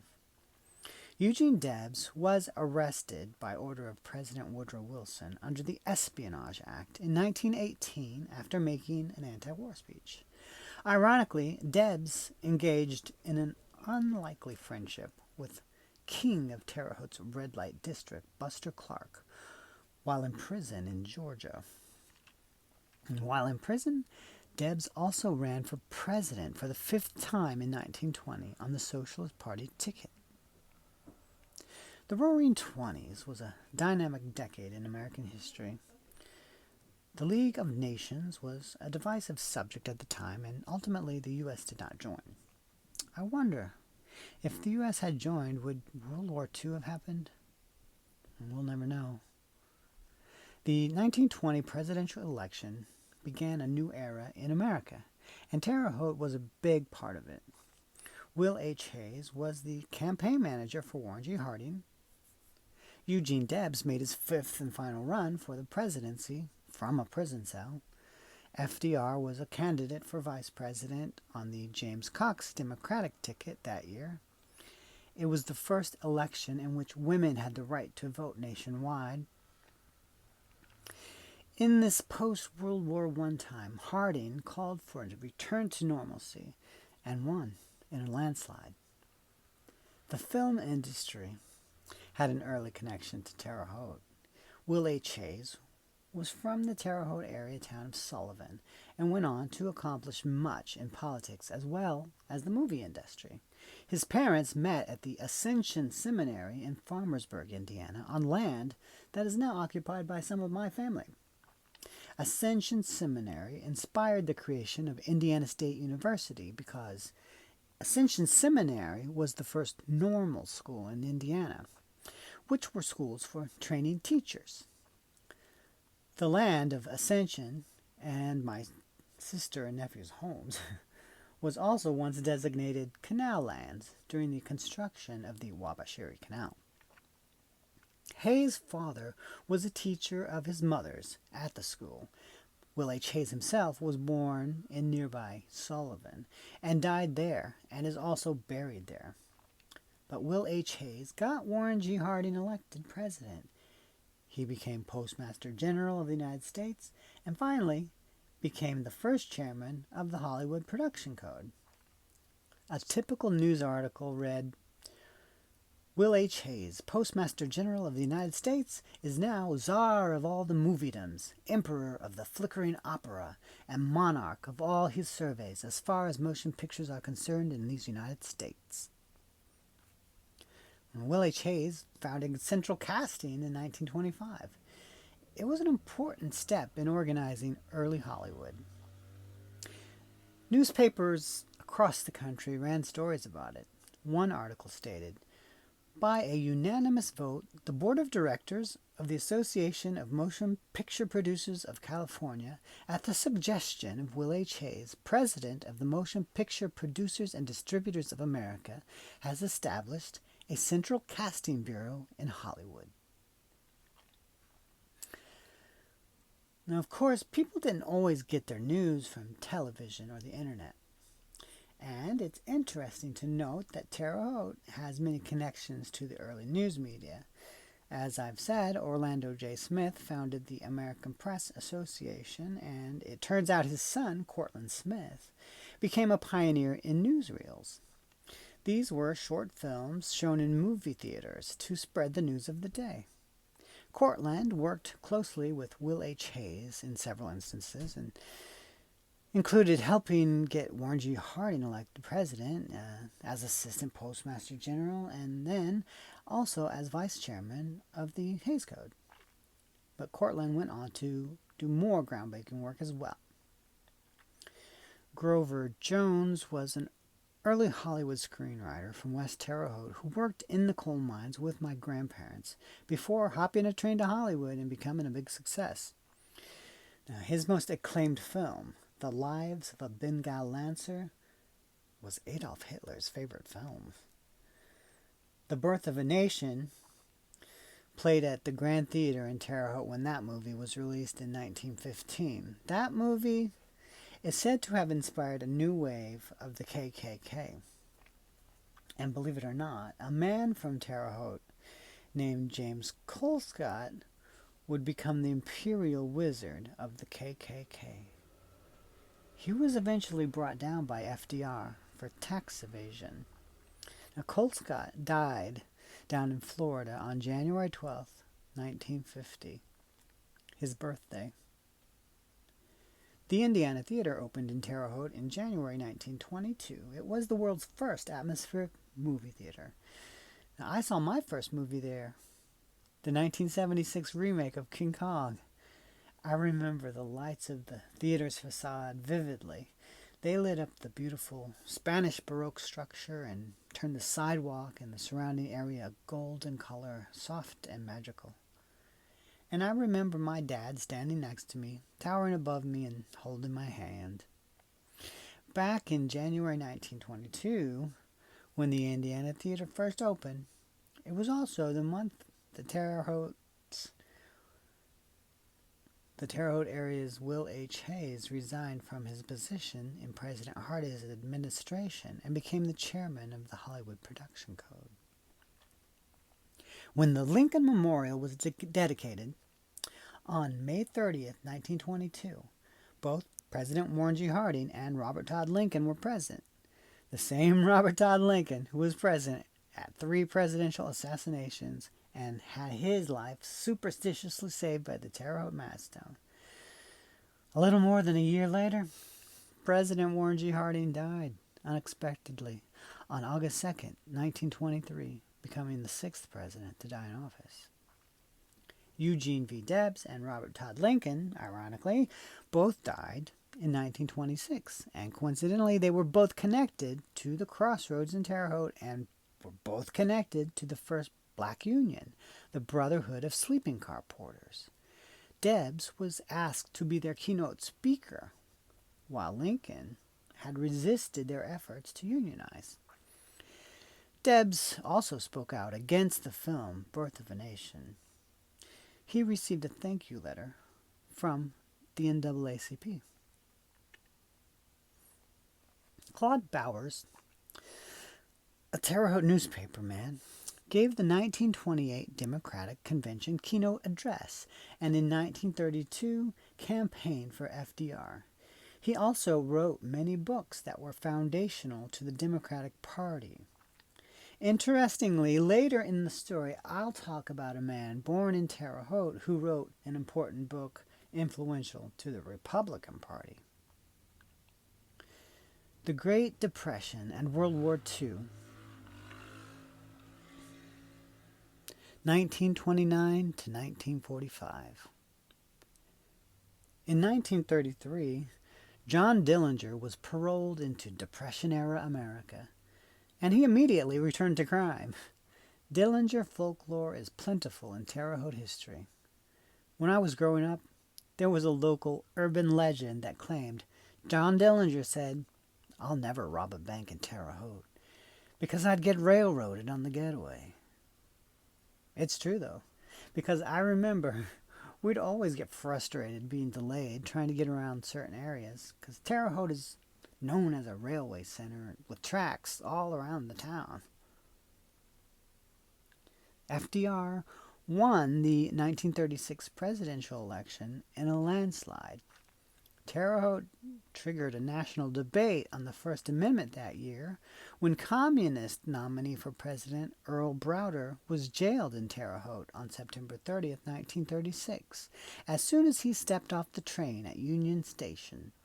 His running mate was James W. Ford, who was the first black person to run on a presidential ticket.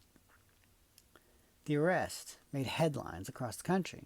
Headlines such as, "Terre Haute police arrest Earl Browder, communist candidate for president, and 2 companions were arrested today when they arrived here for a scheduled address." FDR and Will H. Hayes worked on propaganda war films together. The Terre Haute area manufactured anthrax, nerve gas, and penicillin for the war effort. Thus, Terre Haute had the power to destroy the world, and it also had the only antidote to anthrax, penicillin. It was the first place in the world to mass produce penicillin, and it happened just in time for World War II. That is terrifying to think about. Ernie Pyle, from nearby Dana, was the most prominent journalist of World War II. He wrote the top column of all time, The Death of Captain Waskow, and he was killed just before the war ended. Terre Haute's Abe Silverstein used his skills to improve the performance of aircraft for the war. President Franklin Delano Roosevelt died on April 12, 1945, becoming the 7th president to die in office. FDR was the president who authorized the building of the federal penitentiary in Terre Haute in the 1940s. In 1993, it became the location of federal death row. That will come up later in the story. Not too far from the prison, in 1947, 13-year-old Charlie Manson was sent to his first institution, which was the Gibault School for Boys in Terre Haute, Indiana. He ran away multiple times and hid in underpasses on the outskirts of Terre Haute. And in court, he said the only people he cared about were a Catholic priest at the Gibault School in Terre Haute and an uncle. The post-war United States, 1945 to 1968. In the 1952 election, Vigo County barely got it wrong by narrowly voting for Adlai Stevenson. Interestingly, a Terre Haute area native by the name of Carl McGowan, born in Hymera, was Stevenson's assistant. McGowan later was an important judge that ruled on aspects of Richard Nixon's Watergate scandal. In 1954, the McCarthy hearings were happening. Senator Lester Hunt, who was from the Terre Haute area, committed suicide because of a Republican smear campaign against his son. President Eisenhower's interstate highway system plan in the 50s and 60s changed Terre Haute forever. Travelers could now easily bypass traveling through downtown Terre Haute. The historic downtown began to lose a lot of its business, and traffic in the area slowed down considerably. three men associated with JFK's administration attended Wiley High School in Terre Haute. Abe Silverstein, father of the space program, gave President Kennedy the idea that we could go to the moon by the end of the decade. Ray Klein and William King Harvey were involved with Cuba, but John Fitzgerald Kennedy was the eighth and last president to die in office. My dad was very upset when Kennedy was killed. He had supported Kennedy's campaign when he stopped twice in Terre Haute in 1960. At one stop, JFK spoke at the Vigo County Courthouse. I believe that's where my dad saw him speak. The moon landing in 1969 was a dream come true that started with JFK and was made possible through the work of Terre Haute's Abe Silverstein. The 1970s. Terre Haute has produced some very influential liberals and conservatives. I think this is a good point in the story to elaborate on that idea. The early 70s was a dynamic and turbulent time in politics and legislation. Just think of the Vietnam War, Watergate, Roe v. Wade, the feminist movement, and other issues. Terre Haute natives like Birch Bayh, James Bopp, and H.L. Richardson are a few of the names that had influence in the later half of the 20th century and still today. Bayh authored the 25th and 26th Amendments, Title IX, plus two amendments that came close to passing, the Equal Rights Amendment and an amendment to abolish the Electoral College. Bopp is an influential conservative lawyer specializing in constitutional law, campaign finance, abortion, and more. He has been involved in many important cases like Citizens United versus FEC, Bush v. Gore, abortion rights, gun rights, gay rights, vaccines, and cases involving the 2020 election. H.L. Richardson was born in Terre Haute and became an active politician in California. He founded the gun rights organization Gun Owners of America in 1976. According to a news article of that year, a year ago he formed two political action committees, the Gun Owners of California and the Gun Owners of America, to help elect candidates to Congress and the state legislature who share his opposition to gun control measures. He also wrote an influential book called Confrontational Politics that's like a guide to taking on the left. That being said, I think it's very interesting that Terre Haute newspaperman Claude Bowers wrote books that are foundational to the Democratic Party. I think this shows how much of a cross-section of America Terre Haute truly is. And this could be part of why Vigo County is the bellwether in elections. Growing up in the 70s, I vaguely knew anything about national politics. I only knew about family politics. Once, in the 1970s, my sister Cheryl went on a date to the movies, but my dad required that she bring both me and my brother David along. They made us stay in the car and gave us some candy. But luckily, just a few minutes into it, my sister's date realized that we needed to see this movie. It was no ordinary film. He came out to the parking lot and brought us in to see a life-changing motion picture. And thus, in 1977, we saw Star Wars, and its optimism seemed to lift us out of the cynicism of the 1970s, and it changed our childhood minds. We saw it on the south side of town, where the father of the U.S. space program grew up, Abe Silverstein. And the famous racehorse Axtell is buried somewhere underneath the ground nearby that theater as well. We were so excited by the movies that we even walked there several miles one time just to see Superman. Our sister Lynn and nephew Brian found us walking while driving by down Highway 41 and scooped us up and went with us. Those were the days. There will never be a time like that again. The seeming innocence of the 1970s. My family, during the 1970s runaway generation, draws an expressive portrait. Dad with his chiseled nose and stiff upper lip. Cheryl with her downcast eyes, cheekbones, and soft skin. Lisa with her dimples and slumped rock and roll girl posture. Bev with her aquiline nose and Victorian profile. Lynn with her straightened long brown hair and bluesy, almond-shaped eyes. Brian with his blonde bowl cut and smirk.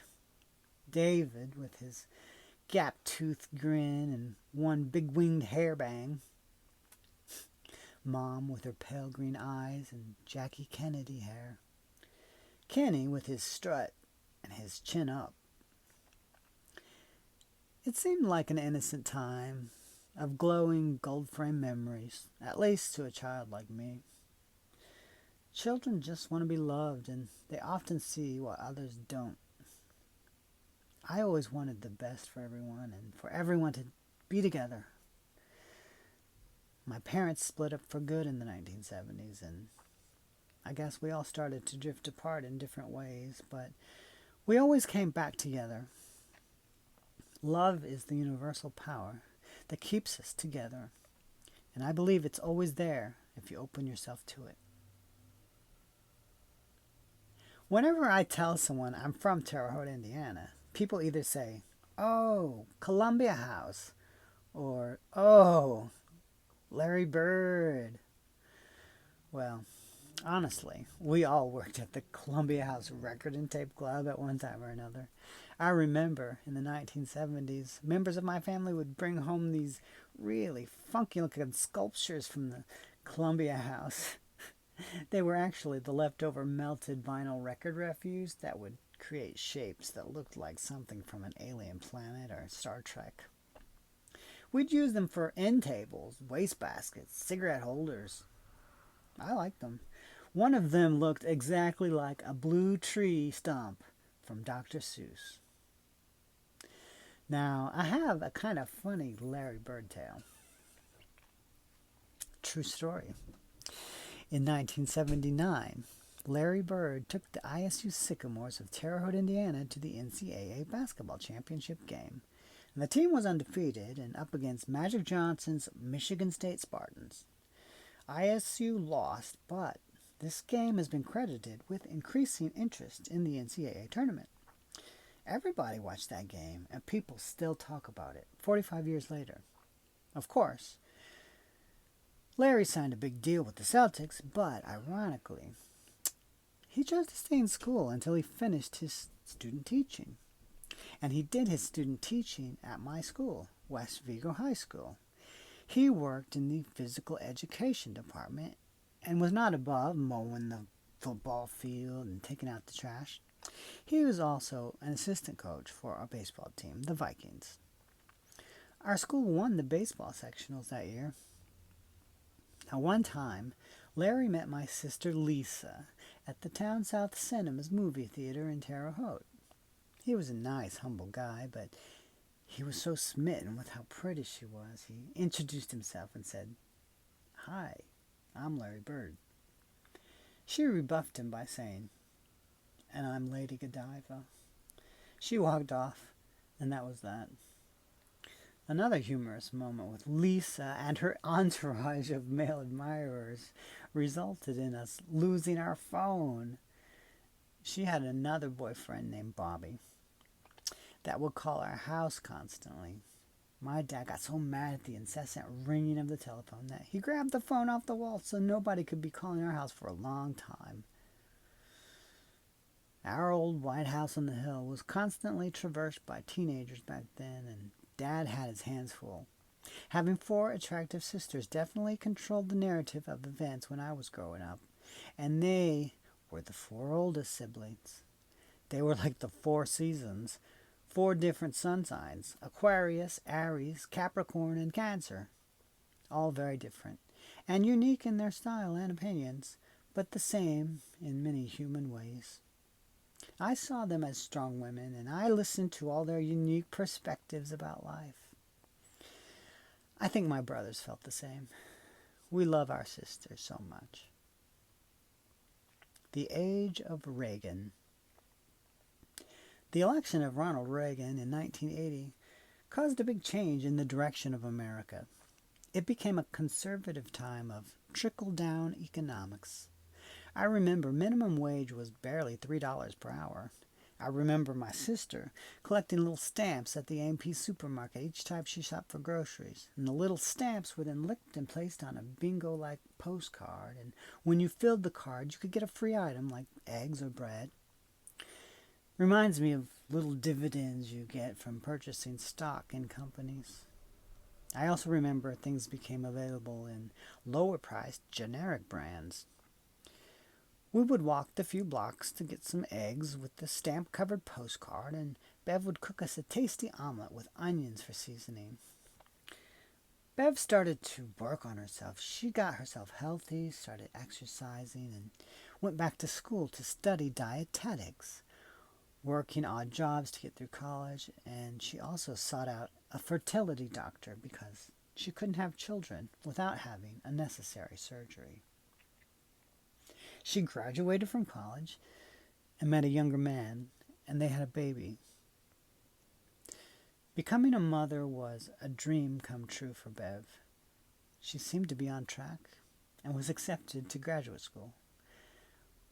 We were like best friends. I saw her as a strong woman, ambitious and outgoing, a feminist type of hero without even knowing it. I remember my dad bought us a study guide in the early 1980s that listed all the presidents, states, and capitals, and he might have been onto something because I've had an interest in presidential history ever since then.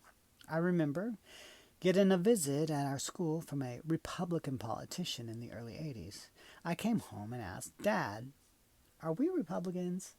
He replied, "Hell no, we're not Republicans," and walked off.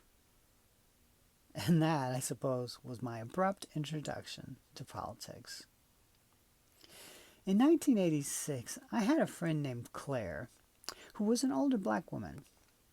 She lived next door to my sisters on 14th Street and was very nice to me. She offered to pay me to do some work in her garden. Her house was very well kept and old-fashioned. I was intrigued by her old photos and trinkets and furniture that adorned her dining room, and when you stepped into the fenced-in backyard, it was like stepping into the past with like a beautiful garden that I imagined was something in the Old South. She taught me how to plant the flowers that she wanted to grow. Claire was also very nice to my nephew, who would wander over and she would make him breakfast. Well, it's just a fun little memory I have of growing up in a small town in the 1980s Midwest. In the spring of 1987, I was sitting with my sister Lisa and my nephew Robbie when an unexpected earthquake happened in Terre Haute. It wasn't like the 1811 earthquake, but it was still shocking for us because we'd never experienced an earthquake in our lifetime. The walls started shaking, and for a brief moment, pictures rattled, and our eyes darted around the room in disbelief. What was happening to us? Coincidentally, at that moment, Lisa found out she was pregnant, and about 7 months later, she gave birth to Kyle, who was the sweetest little boy. The kids don't remember, but I protected them in those days because Lisa was a single mother, and I often looked after them. There are always little earthquakes waiting to happen in life, and once in a while, there's a big one. We don't always know what's coming. There were a lot of earthquakes in my life, big and small, but rarely of the geological kind. At that age, I also grew to know the more superficial politics of hair in the 1980s. I refused to talk about the one time I got a perm. Not good. Not good. You had to be showy with your hairstyle because good and big hair went a long way in the 80s, even if you had nothing else. Every morning I spent half an hour working on my volumized hairdo. I knew exactly how much hairspray, blow drying, and comb teasing to use to look like my mass-marketed idols on MTV. In 1988, I voted in my first election. One of my teachers encouraged us to vote if we were eligible, and there was a precinct at our school in the back of a pickup truck. So, that's where it all started for me. When I graduated high school, a few of my teachers helped me get into college and encouraged me in regard to my talents, including writing, art, and even science. I think teachers really can be a positive influence on kids, and I appreciate everything they do.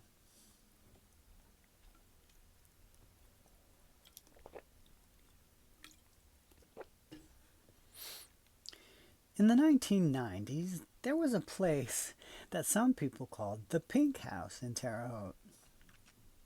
The neighborhood kids, including my nieces who grow up on that block, called it that because it was painted a bold pinkish purple.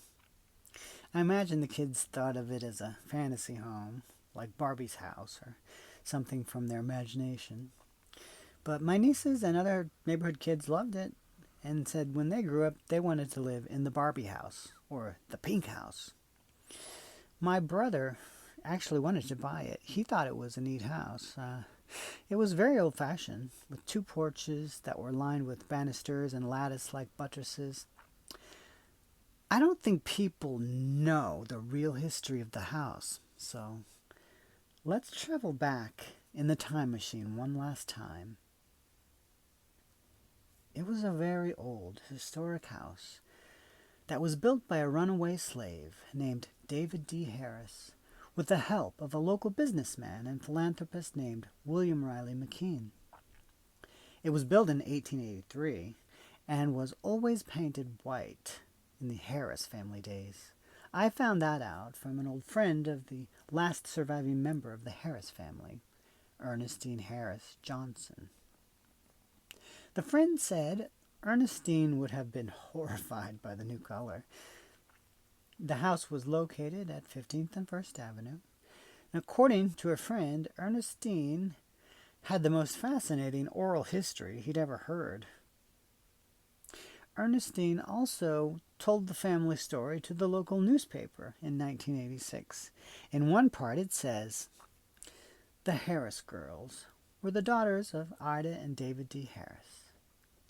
Mama was Canadian," Johnson says. "Papa was an escapee from slavery. He was wonderful to all of us." Kids from the neighborhood also remembered her fondly. I spoke to some who recalled Ernestine walking from her house to nearby Reeves Hall Youth Center, where she volunteered as a foster grandparent.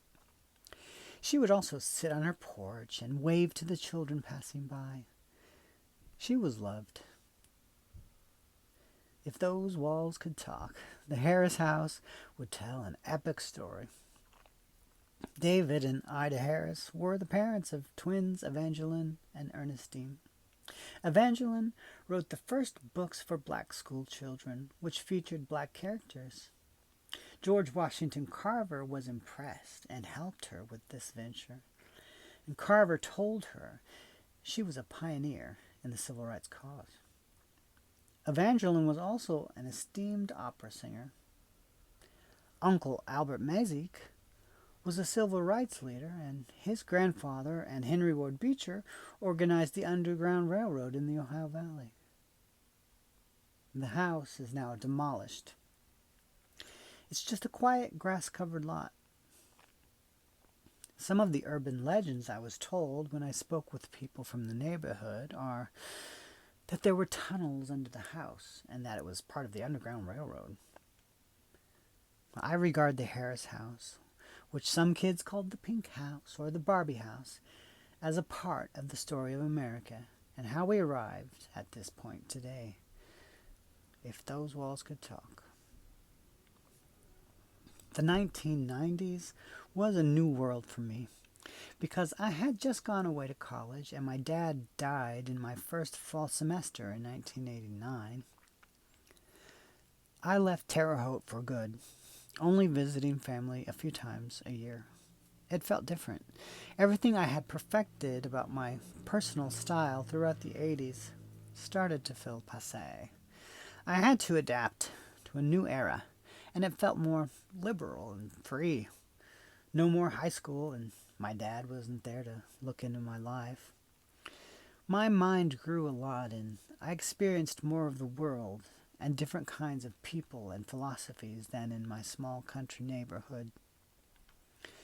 Back in Terre Haute, my sister Bev's relationship became abusive after a while. She tried to get out of the relationship and raise her baby daughter Shauna on her own, but her ex was a troubled person and he started threatening and stalking her. Shauna was a beautiful little girl who loved her mommy, but she liked me too. I remember her sweet little voice mispronouncing my name as Teeb and telling me what she wanted. She wanted juicy juice, which meant juicy juice, or candy cane for candy cane. If she was disappointed, she had the funniest little staccato laugh. Her hair was a fair blonde and her eyes were big and light blue. I can still feel her in my arms. 1993 was a life-changing year. 1993 was a life-changing year. I was surprised to find out that my sister Bev had hired my former high school teacher as a lawyer to represent her. And this teacher, who was also a lawyer, had been supportive of my writing and helped me get into college. Now, I heard that Bev was really impressed with this lawyer and she was going to take on her case. But that never happened. They never got the chance to work together. On Monday, January 11th, 1993, an Indianapolis Star newspaper headline read, "Suicide was preceded by slayings. Police say a Terre Haute woman, Beverly Weir, and her 2-year-old daughter, Shauna, were shot to death early Saturday by a man who was serving in-home detention and had been ordered to stay away from them," police said. He was ordered to cease contact with the woman and to enter counseling programs for domestic violence and alcohol and drug abuse. Bev had lost her battle with her ex. The story was in newspapers all over the state of Indiana and as far away as Florida. The press always has an interest in tragedies, but most lawmakers seem to drag their feet. However, just 12 days after Bev and her baby girl Shauna were killed, Senator Joe Biden proposed the Violence Against Women Act on January 21st, 1993. One of Bev's friends also wrote dozens of letters to lawmakers that helped pass an anti-stalking law in Indiana. Bev's college, Indiana State University, gave out a scholarship in my sister's name. Bev had predicted her own death and believed the system was failing to protect her and her little angel daughter. I wish they were still here with us. I'd give anything just to see their smiling faces and hear their voices again. Maybe Bev and Shauna would still be here if the system worked better. She was fighting for her life, but things were stacked against her. However, that good lawyer went on to do important things and prosecuted the Angel of Death in the 1990s. I spoke to Bev by telephone the night she died, and I called her because I needed someone to talk to. It was late evening on a Friday night, and she was still up cleaning her apartment. She sounded tired, and I remember she gave me some advice. It was to accept the things you can't change. I do keep that idea with me because you can waste a lot of time and energy on worrying about what people think or trying to change others or dwelling on the past. I think it's important to keep moving forward and use what you've learned to keep a positive perspective when you don't know what to do. And I keep Bev with me on the inside. I still need her there. She made me feel loved, and she still reminds me to always keep going. A new century and a new millennium garnered a lot of attention and excitement in the year 2000. Remember Y2K? Well, later that year, the 2000 contested presidential election took place, and it was one for the ages. I remember staying up all night waiting for the election results, but they never came.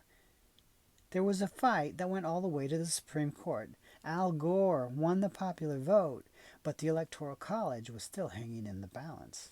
Literally, something called hanging chads, which was an issue with paper ballots in Florida, the state that decided the election.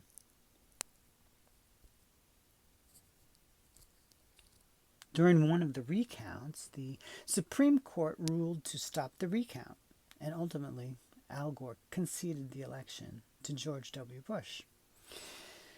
The election had come down to a very small number of votes in Florida. The U.S. Supreme Court decided in Bush's favor after Terre Haute lawyer James Bopp came up with the cause of action used by Bush's legal team in the case. Bopp has been influential on many conservative Republican issues, and Bush v. Gore was one of them, along with Citizens United, which I will talk about later in the story. September 11th, 2001. Now, everyone remembers where they were when the 9/11 attacks occurred. Ironically, I was on my way to New York City, so I was able to see some of the devastation firsthand. It was surreal.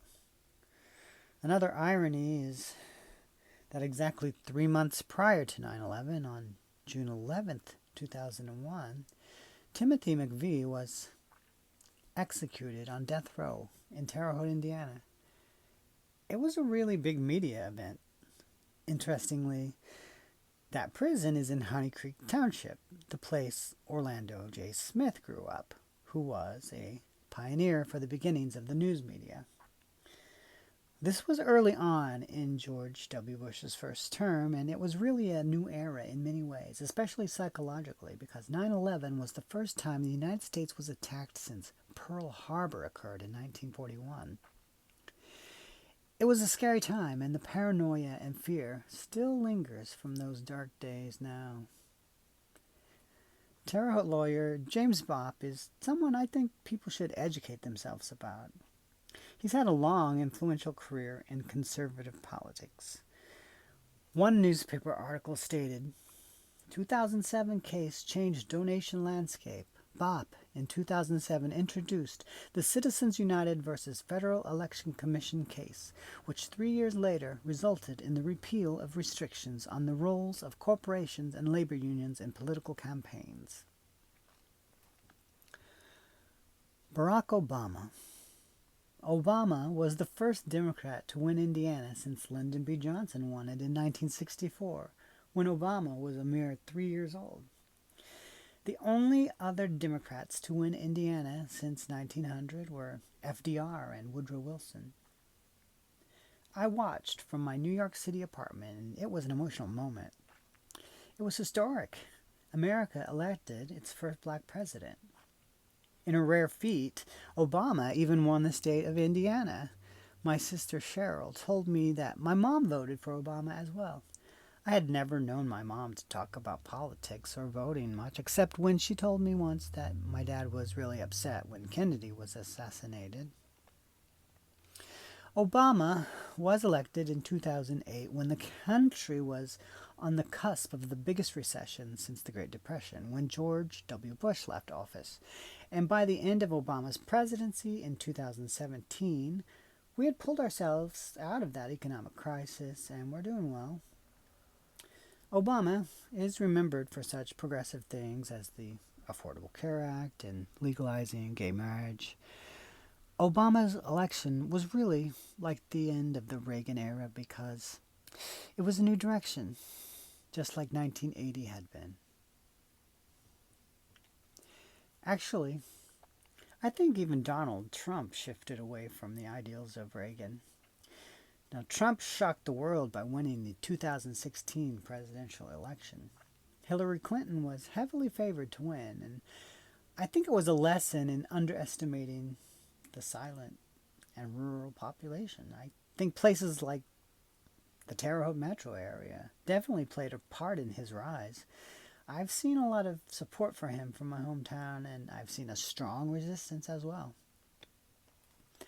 Trump won the all-important Electoral College in 2016. However, Hillary Clinton did win the popular vote. I think that shows the division we are experiencing. It's a real chess match. Areas of concentrated support can tip the scales. A handful of swing states and swing districts can alter the course of history. We're on the edge when this sort of tipping the scale in one direction can cause a landslide of aftershocks. We've been embroiled in a toxic fight that has divided the country ever since the 2016 election. The 2020 contested presidential election was a continuation of this divisiveness. Donald Trump cited widespread voter fraud in his attempt to overturn his loss to Joe Biden. Trump filed a brief to the Supreme Court using the example of him winning almost all the bellwether counties, which included Vigo County, a county that predicted the outcome of every election since 1888, except for 1908 and 1952. Terre Haute lawyer James Bopp also filed lawsuits in the swing states Trump lost. January 6th happened less than 2 months later. There's a bit of similarity to the shock of 9/11 when our capital was attacked on January 6th, 2021. For the first time since the War of 1812. That war, of course, led to the founding of Terre Haute. The U.S. Constitution and Declaration of Independence were saved from that fire in 1812. Senator Daniel Voorhees of Terre Haute was the chief promoter of the Library of Congress, which then housed those iconic documents until the creation of the National Archives. Marjorie Taylor Greene supported some of the actions on January 6th. As a result, there was an attempt to kick her off the Georgia ballot for re-election. However, Terre Haute lawyer James Bopp represented her case and won. She was allowed on the ballot and was re-elected to Congress. Now, I think it's interesting that Vice President Mike Pence called former Vice President Dan Quayle on January 6th for advice when Trump urged him not to certify the 2020 election. Quayle and Pence are both from Indiana, and Quayle went to college not too far from Terre Haute at DePaul University. Another irony is that Dan Quayle is the politician that ended Birch Bayh's career in the Senate by beating him in the 1980 Republican rout. Politically, I've always had this idea that power shifts back and forth when things go too far in one direction. When one side starts to abuse their power too much, people take notice and you see a surge in voting and policy that sort of balances things out for a while. I definitely think there's no way that free-thinking minds will agree on everything, so I accept that there are different political parties. But also, we should want what's best for everyone. Extremism is when things get scary. There has to be a way, through diplomacy and compromise, to keep America on track. We've been through a lot in our relatively short existence as a country. We've gotten through many hard times when our foundations have shook. We have to put the survival of American democracy first. I don't know what we'd do without it. In early 2024, I came home for a visit to see the unveiling of a monument in honor of Frederick Douglass at the Crossroads, which commemorates his history with the city of Terre Haute. Afterward, my family and I stopped by the Copper Bar, which houses the old bar from the famous but now demolished Terre Haute House Hotel. There are vintage photographs all over the walls from the city's past. Most of the old buildings are gone. However, one house that has survived is the Eugene Debs house. We went on a tour of the Eugene Debs home that day, which is now a museum. We were reminded of all the political and intellectual debates that happened through the years, some still brewing and some long gone. Poet James Whitcomb Riley was best of friends with Eugene Debs and had his own bedroom at the Debs home at the Crossroads. Riley wrote of Debs, "And there's Gene Debs, a man that stands and just holds out in his two hands as warm a heart as ever beat betwixt here and the judgment seat." I think Debs and Riley had a close friendship somewhat like Henry Ward Beecher and Constantine Fond du Lac, or David and Jonathan in the Bible. Riley was known as the children's poet. All children loved him, and they would come to the Debs house in the morning to wake up Riley and hear his stories. Riley created the character of Little Orphan Annie in one of his poems. Riley Children's Hospital is named after him. Flashback to my childhood. That hospital saved my eyesight in 1978 after an accident. Fortunately, any child in Indiana can go there even if they don't have the money to pay. As the hospital was miles away, Dad and his friend Don raced me there along the old National Road. I imagine Dad felt the same as Lincoln did, rushing his son, Robert Todd, to Terre Haute to be treated by the Madstone. Don took the wheel, going faster and faster, as my dad cradled me in his arms in the back seat, pressing tissue against my eye. When we arrived, I remember counting backwards from 10, while the anesthesia took effect, and next thing you know, I wake up, and the emergency eye surgery is over, and everything was going to be okay. Dad slept on a cot in my room the whole time I was there, and interesting thing about the Debs house is, during this visit, it was like my dad was there in spirit.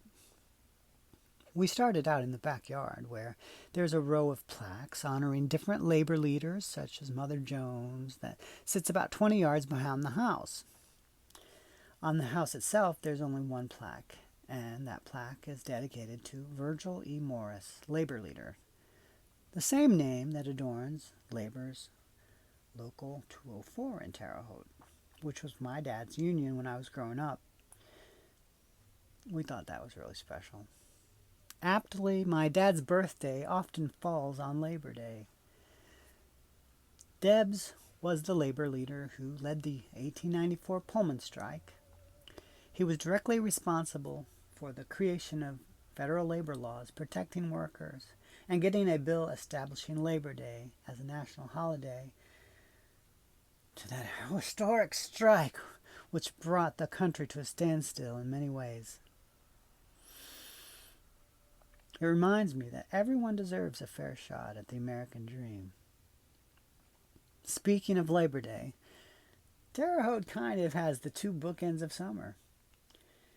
The Indy 500 Memorial Day race that unofficially starts the summer was always run by the Holman family of Terre Haute, and the unofficial end of summer being Labor Day, which became a federal holiday because of Terre Haute's Eugene Debs. The saying, "all roads lead to Terre Haute," could be true.